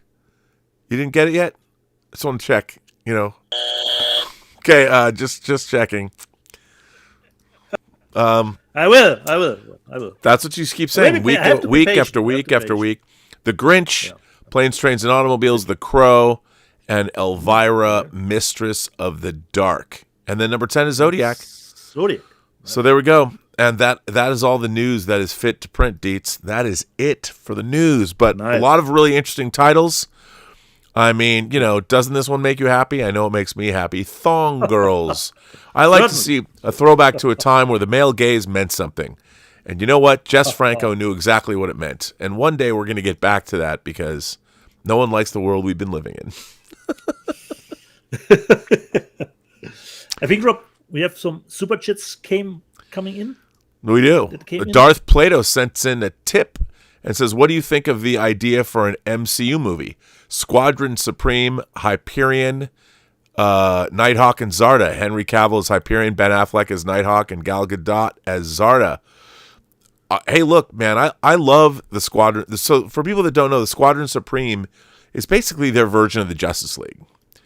And I've got the recent, well, they're not recent now, but I like the Squadron Supreme. That could be good. I just think they have a lot more they have to do before then. But I'd watch the hell out of a Squadron Supreme movie. Jason Webster says Hiroyuki Sanada starred in Legend of the Eight Samurai. I didn't realize that, but he has an incredibly long career, so that makes sense. He was like a teen heartthrob, star of Shogun. Oh, okay. Yeah. Hiroyuki Sanada.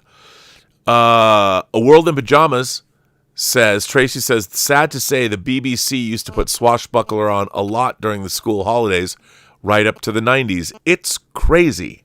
Well, you sold me. Okay. I'll get Swashbuckler. I'm in. A performing artist says, hello, hosts. I don't know if I ever got your thoughts about the film Anora, which I have not seen it. Loved it. Are y'all Sean Baker fans? Red Rocket, The Florida Project, etc. I love The Florida Project. I think I'm going to go see Anora today. I might go see it after this. I have not seen, because if I want to see Anora, I would like to see it in the original version in English. But there mostly were German showings here, unfortunately. I am hoping to see it in the theater. I want to see it in theater because everyone says it's like one of the best movies of the year. Yeah. Let's see. Okay, so hang on. Tracy has a story to tell that I would like to get. I would like to get her story. She's going to talk about, I think, the emperors, one of the two emperors in the show. And then there's a question you're gonna love here. Let's see. Tracy says, Caracalla would have been an interesting story to tell. If you look at the photos of him, he was huge, a brilliant long-distance swimmer, a military man, also terrible. You should be watching Wolf Hall. Well, I think you're still talking about Gladiator 2. I think that, look, even in the interview that I did, they tell me that the crew said that Ridley Scott wanted to make the two emperors like Johnny Rotten. So, hey, Ecto1701 asks, is it possible they re-release Arcane on 4K disc? What is up with you people? I will get mine. I will have my revenge in this year or the next. So by the way, that was the first super chat that Ecto1701, which is a good number. Ecto1701. Steve Morrison in the live chat says the Penguin is coming out on March 18 in 4K Rock. So probably the same release date as the Blu-ray. Good. We need that.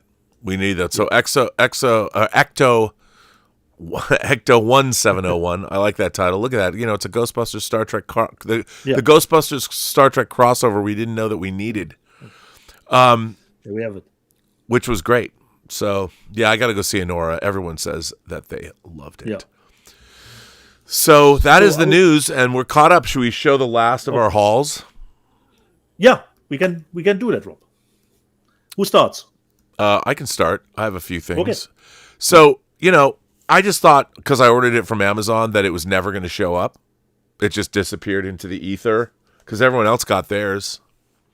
My Nightmare on Elm Street 4K Steelbook just showed up out of the blue.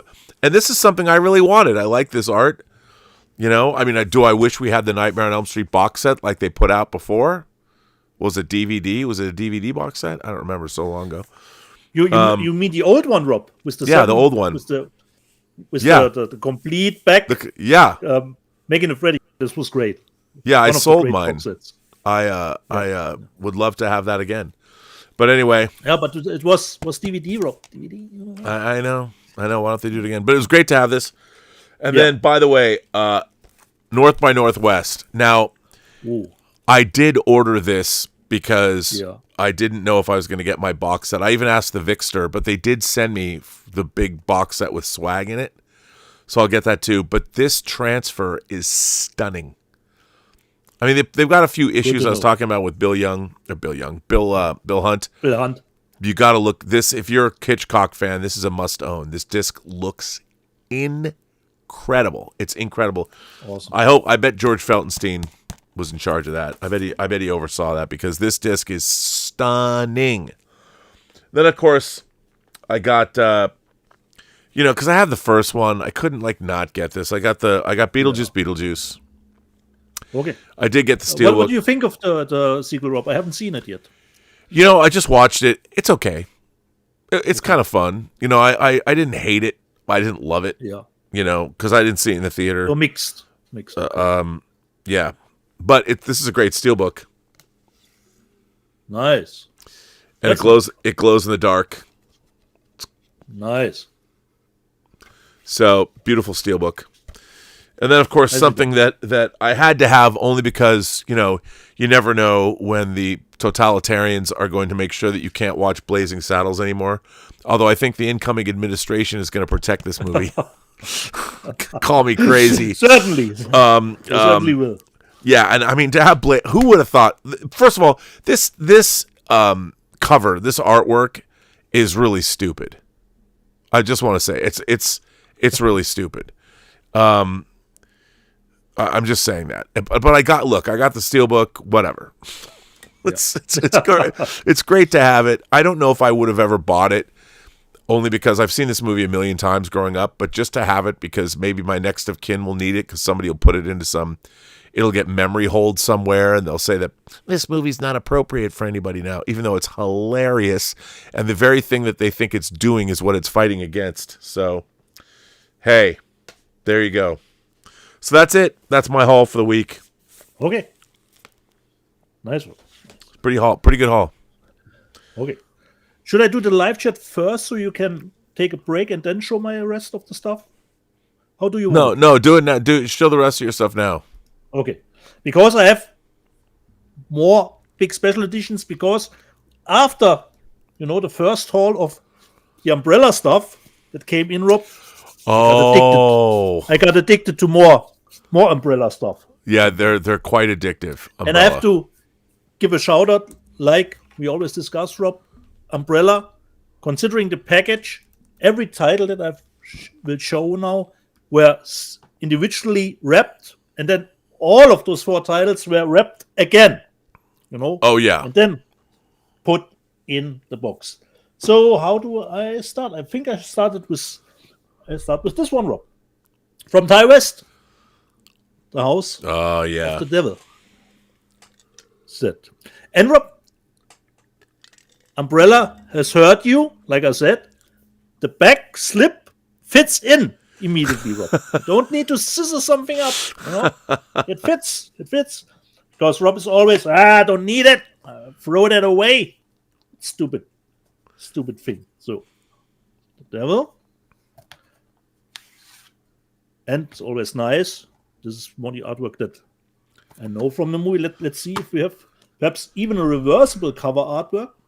So we can get rid of the Australian rating, which is almost comparable in size to the German one, only square. There you go. Devil. So, in slipcase, then it comes with a booklet. Oh, nice. Devil.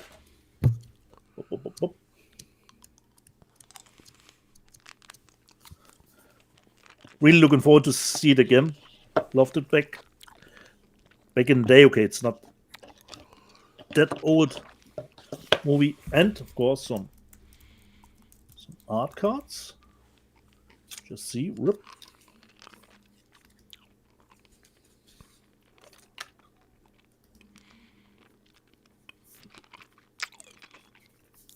So nice. But I can't tell you anything. So this is not a 4K. This is just a Blu-ray. So I don't think, considering the transfer, I don't know if the new one on this one can't imagine that. So I can't tell anything about the transfer itself. So we put that aside here. This was the first one. The second one, I'm not sure again if I have seen this movie, because I remember the cover, but I'm not sure. The Isle. And considering Umbrella, I'm always trying to get over that limit, so I can get free shipping at least. Well, yeah, because the shipping. How much does it cost for them to ship those to you in Germany? Like $50?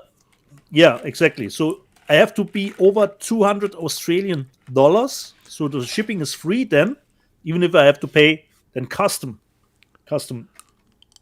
tax. So the Ooh. and I remember, or perhaps it was the new section, Rob, where I remember it from. So it could be that I have not seen the movie. It comes with the poster. I think it was in the news section where you showed it. So I actually think I know why you bought that. I can tell.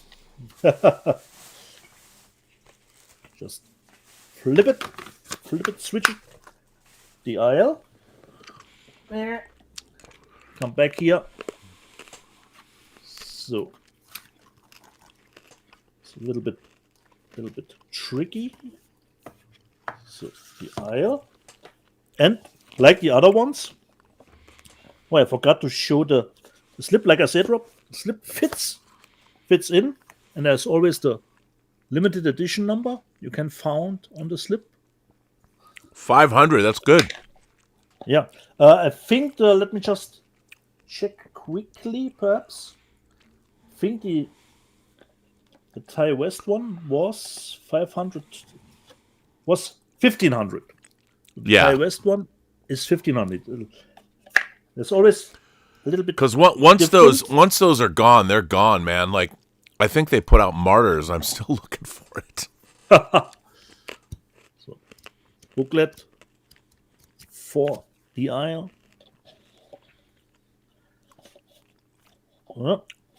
And some art cards here in it too. And I'm always try to fit those movies together that are pretty in proximity considering the release dates. Because they will ship everything together. Yeah. But like I said, every title was separately packaged with bubble wrap, and then all 4 were again. Oh yeah, they don't want to take. They don't fuck around. No, they don't want to have to replace the stuffs. Let me just put that back. This was the aisle. Then from I don't know if the German or Austrian directors who did The Devil's Bath, who I was really happy to see that it seems a 4K of The Devil's Bath is coming out next year. But at the moment, I only see a Blu-ray again. So I don't know if they have scratched the 4K. I hope she will come back. But this was an older movie from them. Ich sehe, I see. Or the English title was Good Night. Which I own that movie. Yeah. Those are the directors, Rob, who did the Devil's Bath, who you can watch on Shudder. Good Night, Mommy. Reversible cover artwork. I will switch it out later. And comes with a poster in it. So they're always a little bit identical in size and features. Let me just see on the slip here with the booklet for it. And I think, I could be wrong, wasn't there a remake of the movie itself? Of Goodnight Mommy? I think there was even a remake. This is limited to 1,000. Okay, can I just say, I just want to cut in here, and it says that the Yeah, post office tried to deliver my Barnes & Noble order, but they said at the request, because nobody answered the effing door, so they took it back to the post office. Oh, well. You'll have to get it. Get it I'll yourself. have to go back and get it. Yeah. So. One of the things in that box was Seven Samurai. Thank you very much. Oh, nice. Good Night, Mommy. I see.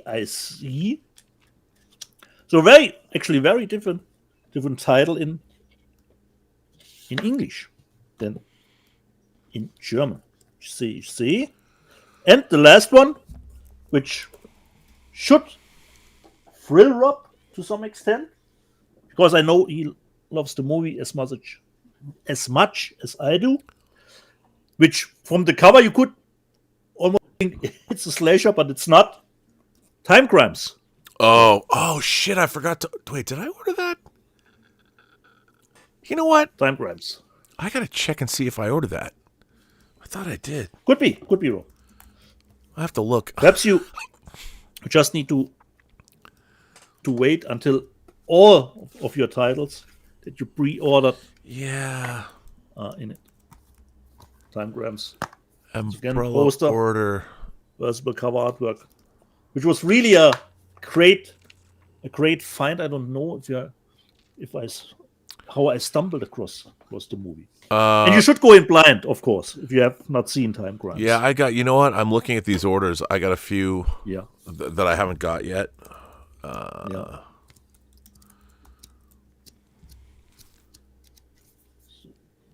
let me just. So this is the booklet. Then limitation here was in between 1250. I don't know how they evaluate how much they print for those titles. Yeah, dude. I was gonna say I hope it's not. I'm not too spoilery here. I have 1, 2, 3, 4, 5. I have 7 titles coming from Umbrella. Then you have to wait, Rob, probably. Considering when the last one will come out. So, okay. So I put those 4 back together again, Rob. I will give it over to you instead for a little while. But I have one last thing then to show after I have. Wants to throw it back to me for a while. I don't even know what to tell you. Yeah. You know, here I am. Rock you like a hurricane. But yeah, no, I don't know what more to say. I just realized that I have 7 titles from Umbrella that are still outstanding. You know, because you don't know. Sometimes like you order stuff, and especially you probably have one that is not yet released, Rob. No. Well, I'm looking at this. I don't know which one. You know what it is? It's Abril Los Ojos, and no, is it Open Your Eyes and Thesis? I got that. I don't know which it is. Who knows? It'll show up. Maybe it'll show up by the end of the year. I don't know, but there's a lot. There's like 2 different orders that haven't shown up yet, so that's why they're probably combining them. But I also ordered House of the Devil, and I also ordered. I didn't order The Island, but I ordered House of the Devil. So you know. I guess I'll look and see. I'll see if Tracy was saying they put Swashbuckler. Oh, No Money G said, thank you for the Otoy supercut. I loved it, and I snagged it myself before the YouTube police ripped it down. Oh, lucky one. Live long and prosper. Yeah, the YouTube. But now everybody's doing supercuts of that thing, and I suffer.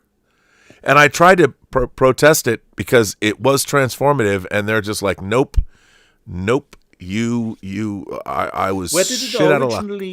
Where did it originally air?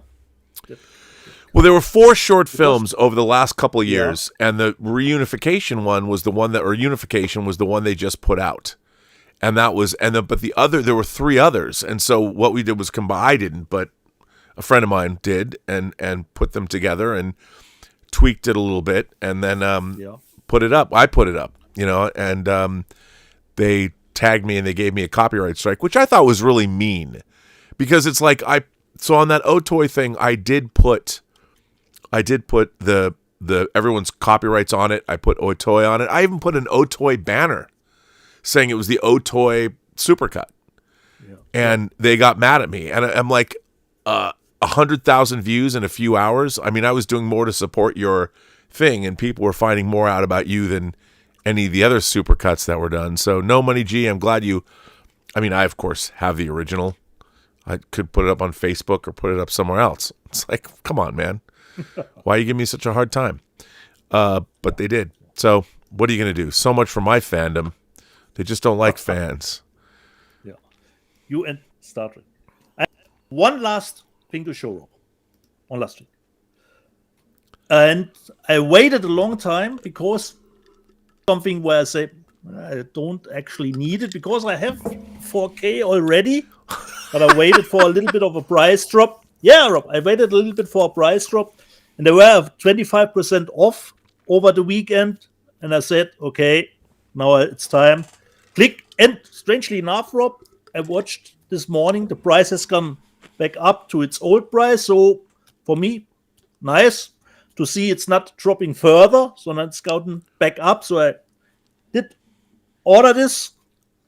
I have not opened it yet. Ghost in the Shell, animated. Wow, movie. look at that, dude. Where'd you get that from? This is from Germany, Rob. This is, I would say, probably a little bit of a staple from Play On. You know, they are more specialized just in the anime. Now, is that the anime version? That's the anime version, not the. Yeah, that's the anime version. And there's one on Amazon, but with a different cover. And this is exclusive to the shop, but I wanted this one. So I waited until it got price. Wow, look at that. Blood is flowing to my loins looking at that. So wow. And now let's open it, Rob, because I haven't even opened it. Wow, this is an exclusive unboxing here on the Burnettwork, right here on Let's Get Physical Media issue episode 175. Look at that. So it's the animated movie. This was slip on the outside. So let me what did that set you back? How much was this? Actually, not that much, Rob. Probably $80. Well, that's not bad for anime, something like that. It's not bad. Yeah. This is called Recalus Gallery.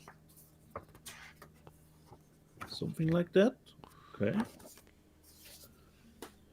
Then we have here the original poster. Probably most people know. Yeah. Then booklet for the movie. Some drawings and artworks for it. So a booklet. Then we have, I have to flip it here. Oh, this is heavy, Rob. We have, it looks like, Rob, the original manga. Yeah. Wow, look at that. So this is it in German? Let me just see, Rob. Yeah, it's in German, Rob. It is in German, actually. So pretty thick. Let me just see if there is a separate price here.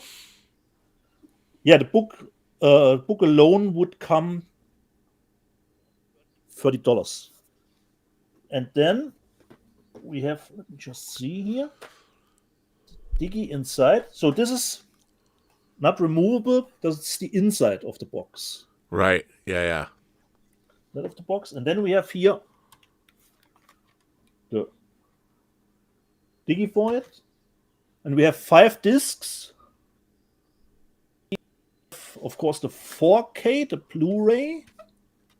Probably the soundtrack. Some bonus features. And I think there could be some separate one with some German exclusive dubbing.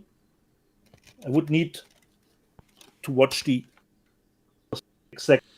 Yeah. Again. So this is a 5-disc set for Ghost in the Shell. It says play here up. Yeah, animated sub-label. They have a separate website, and this was exclusive with this with a very different cover variation on Amazon, but this was exclusive to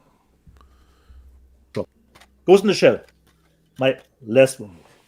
Well, that is quite the beautiful set there, dude. I would very impressive. Say the same thing. Let me just put this a little bit back together. Just a very, very impressive set. Nice. So, Rob, if you want, bake a little bit, and I go. Oh joy! Last week, yeah. Oh joy for you! All hail the live chat. Previously on Let's Get Physical Media, we talked a little bit about last week because physical media is the heart of the show, but we talk about a lot of stuff.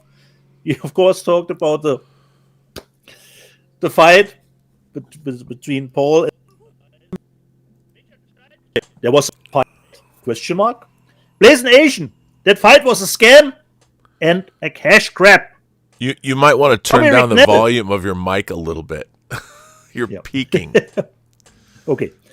Tommy Ricknell had to wait the day after. My stream didn't even start. Netflix should never ever touch sports events again. Match between Taylor and Serrano was great too. Yeah, the boxing match for the girls before that. Sendai Ranger Donnie says, on the plus side, I'm in love with the part 2 of the final season of Cobra Kai, much better than the boxing match. Yeah, for me, unfortunately, the last season is a little bit of a letdown. They should have stopped with season 5. And he says, he continues, I shall wait until Red 1 streams on Amazon Prime Video. I will do exactly the same.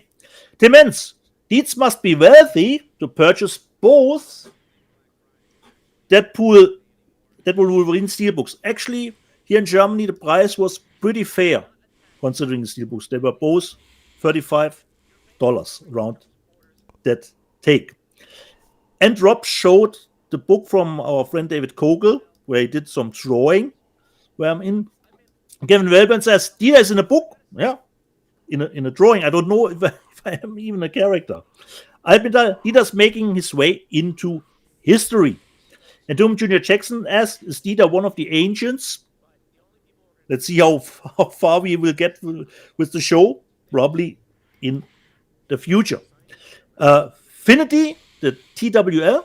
Physical media looking like older physical media. That's a pretty awesome design choice. Yeah. Considering, Rob, you showed what was it, the VHS that you showed, which was made like a VHS. I don't remember the title, but which looked very cool. I don't think it was a steelbook or something like that. Looked really great. BCH, don't threaten us with another Rennie Harlin movie. And the man says, Dietz will be excited for another Rennie Harlin movie. Of course I will. Rennie rules. Walter Whitewalker, love Longest Good Night. Yeah. But Rob would say, it's fine, because I think it was that one movie, he read a better script or something like that, and that Hack put out an inferior version, of course. Alpidal, Penguin is great, loved the noir atmosphere, and Walter Whitewalker says the same. Penguin was fantastic. BCH, I have no interest in watching my old ass, but I like how Dieter said the title. You speaking of your own ass or the movie? I'm not sure exactly. Mas Hussein, Terminator 4K transfer is the best of Cameron's releases. I was astounded how good it looks. I can agree. And Rob, of course, we talked a lot in the last weeks about the Blair Witch Project. And Robert Thomas Watson says, but Cannibal Holocaust 1918 is a masterpiece. Blair Witch Project isn't. And Undead 6 says, thank you for that. Cannibal Holocaust is a movie I'm obsessed with. Oh, okay. Well, Brian Knight. Wait. Yeah, okay. I'd like to chime in. Yeah, you can. Sorry, I just had some lemon heads, which are from this box. And they're another favorite candy of mine. Anyway, Cannibal Holocaust, I can't believe I'm going to do this. Cannibal Holocaust is a movie that was made like a traditional film. And it was groundbreaking and it was trend-setting and all this. The Blair Witch Project was an experiment. It was an experiment in filmmaking. There was really no script. The kind of like the movie Coherence, which I have a great admiration for. Blair Witch Project was something that they gave the actors a premise, and in a way it was sort of an exercise in improv. And they would do these things, and they had the actors respond to them while they were filming. So, the thing about the Blair Witch Project is a lot of people just don't like it because it's not like a traditional movie. Yeah. I really appreciate what the Blair Witch Project was doing, and I thought it was really very effective. People look at the movie because they're expecting a movie, a traditional, and Cannibal Holocaust is that.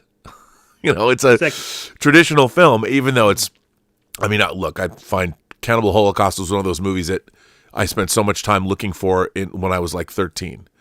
In like the 1980, 81, 82. Because it was forbidden, Rob. It was forbidden, and you couldn't get it. No one was putting it out. No. It was very difficult. And when you could find it, it was cut. So many of the Italian movies were cut for ridiculous reasons. I mean, The Beyond was released in America as 7 Doors of Death, but it was mostly cut for time because American audiences are like, still to this day, what the hell's going on in this movie? And then you got the cool final shot. But so it's a different thing. It's a different thing. So I think comparing and contrasting, I mean, it's because it's the found footage horror. People are like, well, there was found footage back in the day, but it wasn't done like they weren't trying like to the found footage way that we know. Yes. That we associate with found footage. Exactly. As the Blair Witch. I just wanted to chime in and say that. Yeah. So. Yeah. You're right. Brian Knight. Dieter, any comment on the rediscovery of the track called Subways of the Mind, first recorded in 1983 by the band FEX? Well, Brian Knight, I had to Google that because it seems there were a lot of controversies or nobody knew where the song was coming from for about 40 years. There were speculations, and I clipped out something here that says FEX plays the most mysterious song on the internet after 40 years. In the 80s, a song was played on the radio that later triggered an internet hype. Now it was clear the mysterious song came from Kiel, from the town Kiel. The band FEX played it unplugged on NDR1 Welle, which is a German sender, after 40 years. So it seems that mysterious song, who put it out, is actually cleared up now, but I've actually never heard of that that song or this mysterious thing that surrounded it. Alpmedal, is Dieter reading the booklet? Considering the last week, the letter from Thomas Logan, I will never read a letter that long again. So if you send in letters, editorialize that stuff to a nice length. Mas Hussein, Dyatlov Pass was an interesting found footage movie directed by Rennie Harlin. Exactly. Castle Grayskull, is that a glass bottle? Yes, it is. Glass bottle. Condo 007, because I said I think Blair Witch is, considering the ratio, what the movie costs and what did it made at the box office, perhaps probably the best ratio ever. And he did some research, as it seems. Condo 007, wow. Blair Witch project budget $60K. Box office $250 million. Insane. Paul in Long Beach. Okay, no. This was here. Condo 007 continues, never seen Blair Witch. Okay. Now you can in the best video format. Tim Hens, still waiting on that fan-edit version of Star Trek The Motion Picture. Rob said he would do. I'm pretty sure he has that edit already done on his hard drive somewhere. But he probably can't give it out, The copyright strikes are coming down hard. Blazing Asian. Rob, please send that bean sprouts machine to me. I need it. Danzig, 1979. I have to credit Warner Bros. Recently, I have had the Joker and the Nightmare on Elm Street package in a sturdy Warner Bros. Branded box. I remember some times ago, especially Steelbooks came in a separate box often. I don't know what happened to that money idea, or probably that one. Castle Grayskull. Say it in French. Les Rivières Pope. I hope it was good enough, Castle Grayskull. You have to tell me. And that's it. I know the spider sometimes looks kind of fake when it comes to certain shots, but I think it's still a fun movie. He was talking about Itsy Bitsy, the movie, which was crowdfunded, and he put some money into it. That was what is the movie he was referring to. Major Chai Chai. That's how Rob delays his death. Before you take me, I have to watch my entire library. So 30 years later. Good idea, Rob. Good idea. Yeah, it's like the thing that happened to Dabbs Greer in The Green Mile. He got bit by he got cured by the mouse or whatever. Bit by the mouse. Is that what it was? And he gets to live forever, or live for a lot longer. That's what I'm doing. I'm cheating death. Major Chai Chai. I watched the first episode of Penguin, appreciated the story and acting, but it just didn't grab me. Major Chai Chai, I detect a pattern. Arcane, I watched first episode. Didn't go into Penguin. What is wrong, Major Chai? What is wrong? Continue with these 2 series. Major Chai, I'm sorry I got Rob to rant because we all should know by now what the trigger words are to set Rob off. Like Star Trek, everything from 09 on. Mas Hussein, Kevin Spacey will be replaced by a CG Christopher Plummer in all his 7 scenes, optional extra on the disc. That could be. Pete and Card, Hardware was a rip-off of a story in a Judge Dredd annual. If I remember, there was some kind of lawsuit. I don't know about it. Rob, do you know anything about it? That Hardware, the movie that will come out from Umbrella, is a little bit of a rip-off of a Judge Dredd story, and there was a lawsuit. I have never heard it. Never heard it. And Rob showed in the news section the new stuff, and Mas Hussein says Block Island sound is great. H.P. Lovecraft inspired movie. Nice to know. Majestic Media. Why does Dieter shout so much? My ears. Let me give you a little bit of a behind the scenes last week.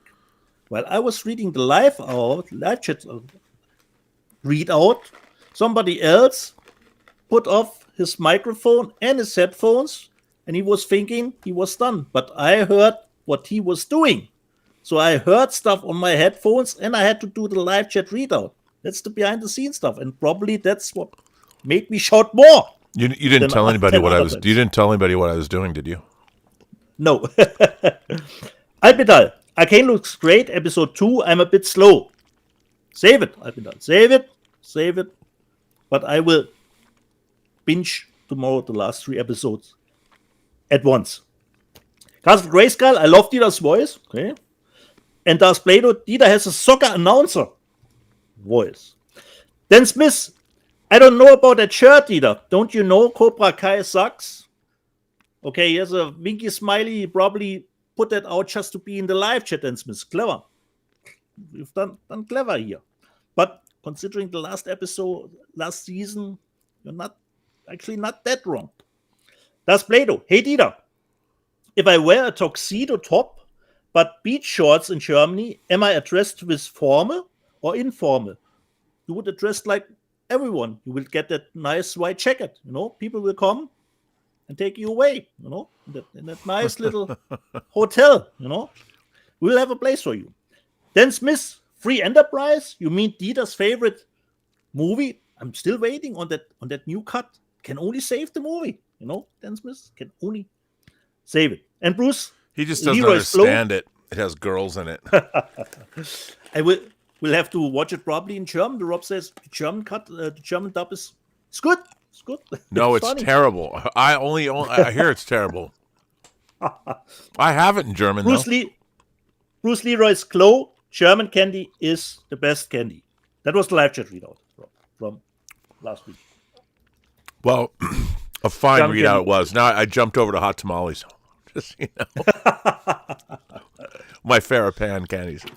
Yeah. Yeah. What a show, huh?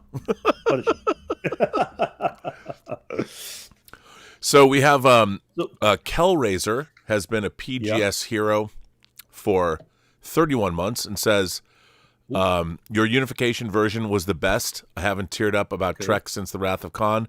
Their version doesn't have the emotional let's see, I got to jump over and see I'm looking at the wrong. It always cuts me off. Well, what was so interesting was what I find strange about this Otoy cut. Like we did a supercut, I didn't do the cut, but the supercut was done with their work. Now everybody's intercutting their stuff with Generations. They're being too literal. The whole point about what Otoy was doing is it's literally a tone poem. It's about memory and all of those things. And to try and literally connect it directly to Generations misses the point of the whole thing. And it's interesting to watch. I mean, it's funny to watch something. I I understand. It already had that ties to generations to some degree. Right, but now the people now that are doing there's a lot of Yeah. supercuts, and the first thing they're doing is they're showing Kirk dying, and then they're cutting to it like it's the afterlife. And I think that there's more going on there than just that. And I think, it's interesting because people are asking, well, what does it mean? Everybody wants to literally know exactly. Well, sometimes this thing was much more 2001 than it was, Star Trek in terms of explaining everything. And it has ties to the early Voyages comic that was released by Paramount. The Ensign Colt stuff is right out of a comic book. There's so many deep canon cuts. And then if you want to think about the fact that Kirk is resurrected in Shatner's novels, and then they show Shatner's body at the Daystrom station, there's all this stuff going on that it's all meant to be a tone poem where you're supposed to, you don't need to know what it means literally. And there's a lot of riffing on, I joked, I said, well, clearly Gary Lockwood, and I think the reason, this is gonna, like for me, Gary Lockwood was one of the stars of 2001: A Space Odyssey. He also played Gary Mitchell, one of Kirk's best friends, in the second pilot for Star Trek. So the fact that you have Gary Mitchell directly ties this thing to 2001. So not only does this thing have deep Star Trek cuts, in my mind, it's also a 2001 Star Trek crossover. In that when you see Gary Mitchell at the beginning of the movie, he's floating in space under the thing. Why is he doing that? First of all, Gary Mitchell died. He died on Delta Vega. Or did he? And my whole thing was that his body died, but he evolved into, and here's my take on it. When Gary Mitchell is standing in front of, or floating in front of the star, in front of the Otoy thing, he's actually floating in front of Jupiter that had become a star. The monolith aliens used monoliths to crush Jupiter and ignite it at the end of 2010. So Jupiter has been ignited into a star. And Gary Mitchell, but of course that's not canonical to the Star Trek universe, that's the 2001 universe. So Gary Mitchell is in that universe, he's in our solar system looking at that. And because he's now unstuck in time or whatever, it's Gary Mitchell that put all of this into place and doing, like, he knew Ensign Colt, and Ensign Colt goes through this thing and goes across universes and time. And then there was Yor, the character that was introduced in Discovery from the 24th century. So he's going through time and space. And when Kirk sees himself at different ages, that's a direct reference to the end of 2001. So really what the Otoy thing is about, it's about the monolith aliens from 2001, the aliens that created the monolith, and how it's an incursion into, like, Gary Mitchell has made the point that James Kirk and Spock are so important that the two of them, they were never together when each one passed away, and that he wanted to put something right in the universe that was wrong, that Kirk and Spock, Kirk was there once when Spock died the first time, but the second time they both died alone. And so the monolith aliens from 2001 and Gary Mitchell from the second pilot of Star Trek conspired to give these two men that were so important to the universe, to the galaxy, but to a moment of clarity, a moment of truth before they went on to wherever the next dimension is, and gave them that moment. And that was what Gary Mitchell and the monolith aliens did together. So what that Otoy supercut with it, I put up on the channel, and what it's all about is it's actually a Star Trek 2001 crossover. That's what it is. No one can argue with your headcanon, Rob. No, you can't. No, I'm right. And in that clip, but it was not William Shatner. It was a different actor.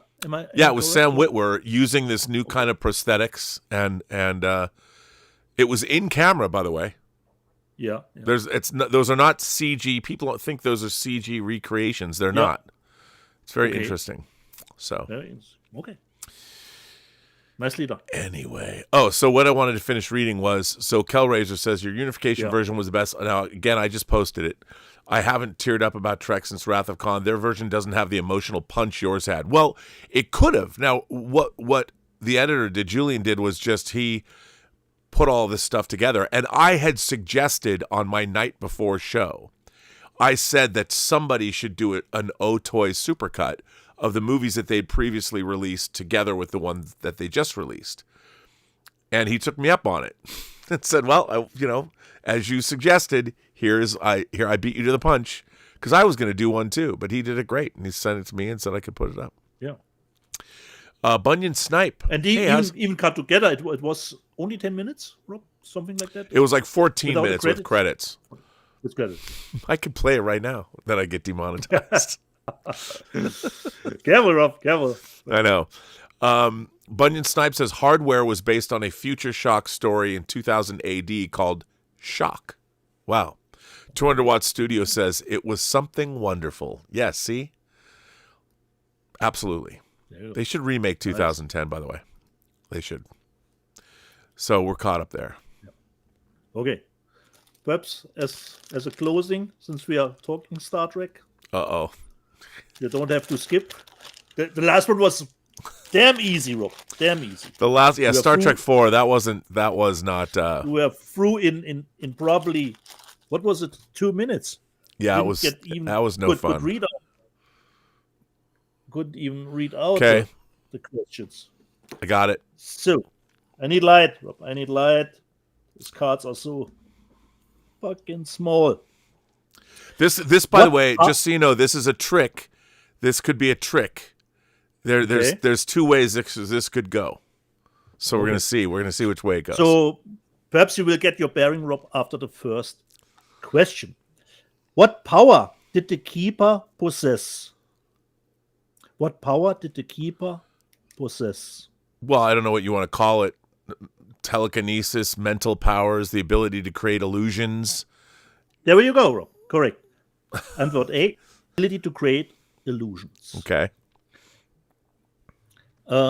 Wait. Who did the Keeper capture in hopes of starting a human community? Who did the Keeper capture in hopes of starting a human community? See, okay, I'll tell you. I would say Vina, but the answer could also be there are two people from the Enterprise the Keeper captured as well. Number one and Yeoman Colt. Or you could say Captain Pike. He captured Captain Pike. That's the correct one. That's the correct one. See, I mean, because that's the thing.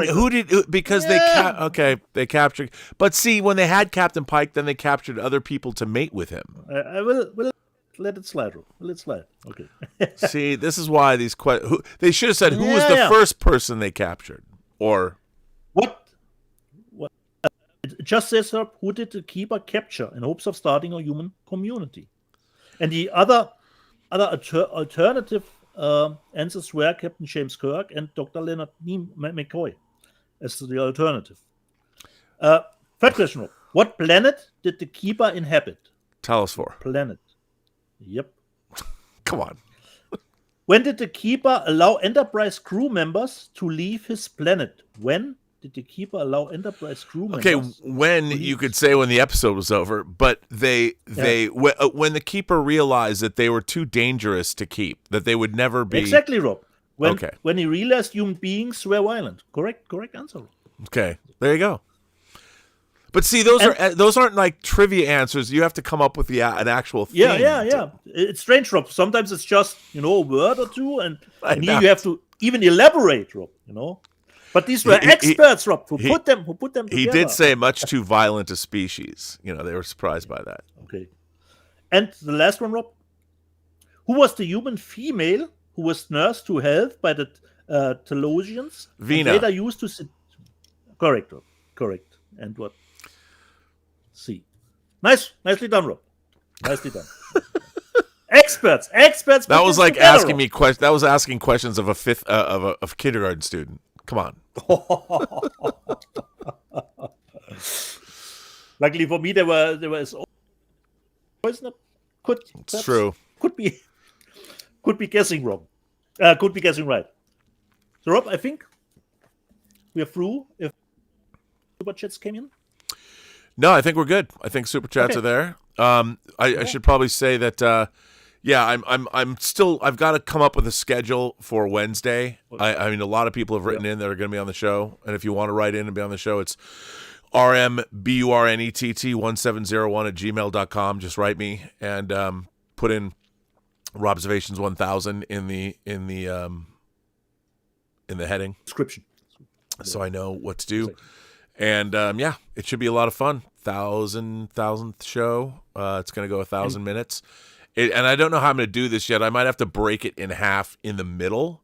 I think that might be like do 8 hours and do 8 hours, just because that will be easiest to do. And I'm going to set it up as part 1 and part 2.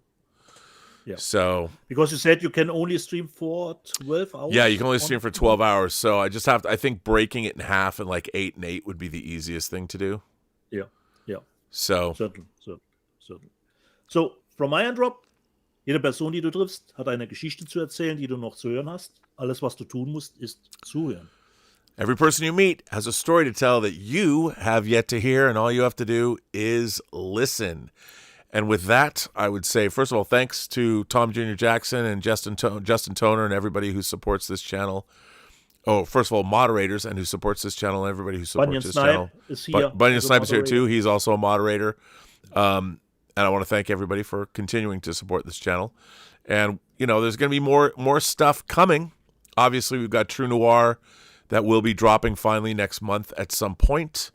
And have you figured it out how you will do it? We haven't, you wanted to do a little bit arcane style, like. Yeah, we haven't figured it out yet, to be honest. Like, we could do it once. I think it would be, first of all, I think it would be better if people get more than one episode, so they can hear more. So I think the way and the way it's structured, the 10 episodes really work as the structure of a film with an act 1, an act 2, and an act 3.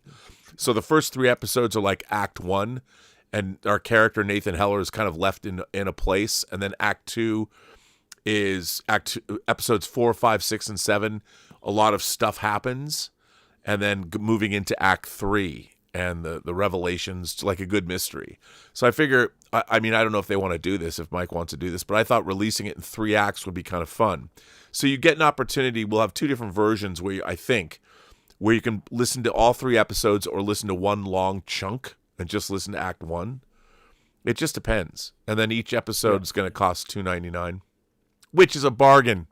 If you're buying songs off iTunes for 99 cents, you're getting a half an hour worth of entertainment, a buck every 10 minutes. Plus, it's a star-studded thing. You're getting something that is. So, yeah. And then all kinds of other things coming along, too. So. Nice. There you go.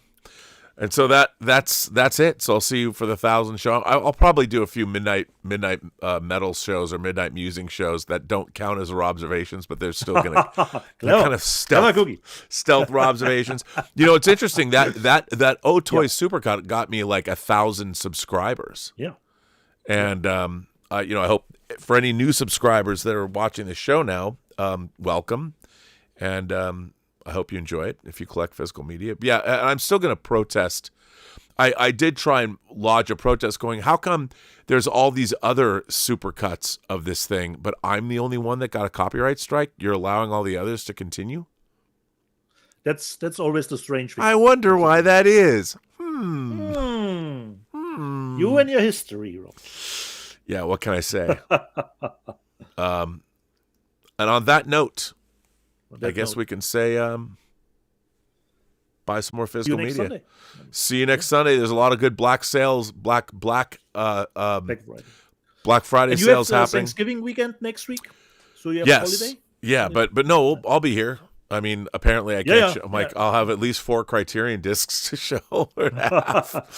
We'll see what media is coming out, but yeah, it's probably going to be for me. It's not a slow week. I've got so much work to do on True Noir, so it just keeps going. So anyway, Jason Webster says I love Ghost in the Shell. I think I might have missed that, but awesome. Thank you, Jason. And on that note, everybody, I guess we can say goodbye. See you next week, guys. And thanks Watch Arcane, Peter. for Watch Arcane. being here. Oh, yeah, that Arcane Steelbook. You think you're ever going to get one? I'm talking about the last season, Rob. I'm not talking about it.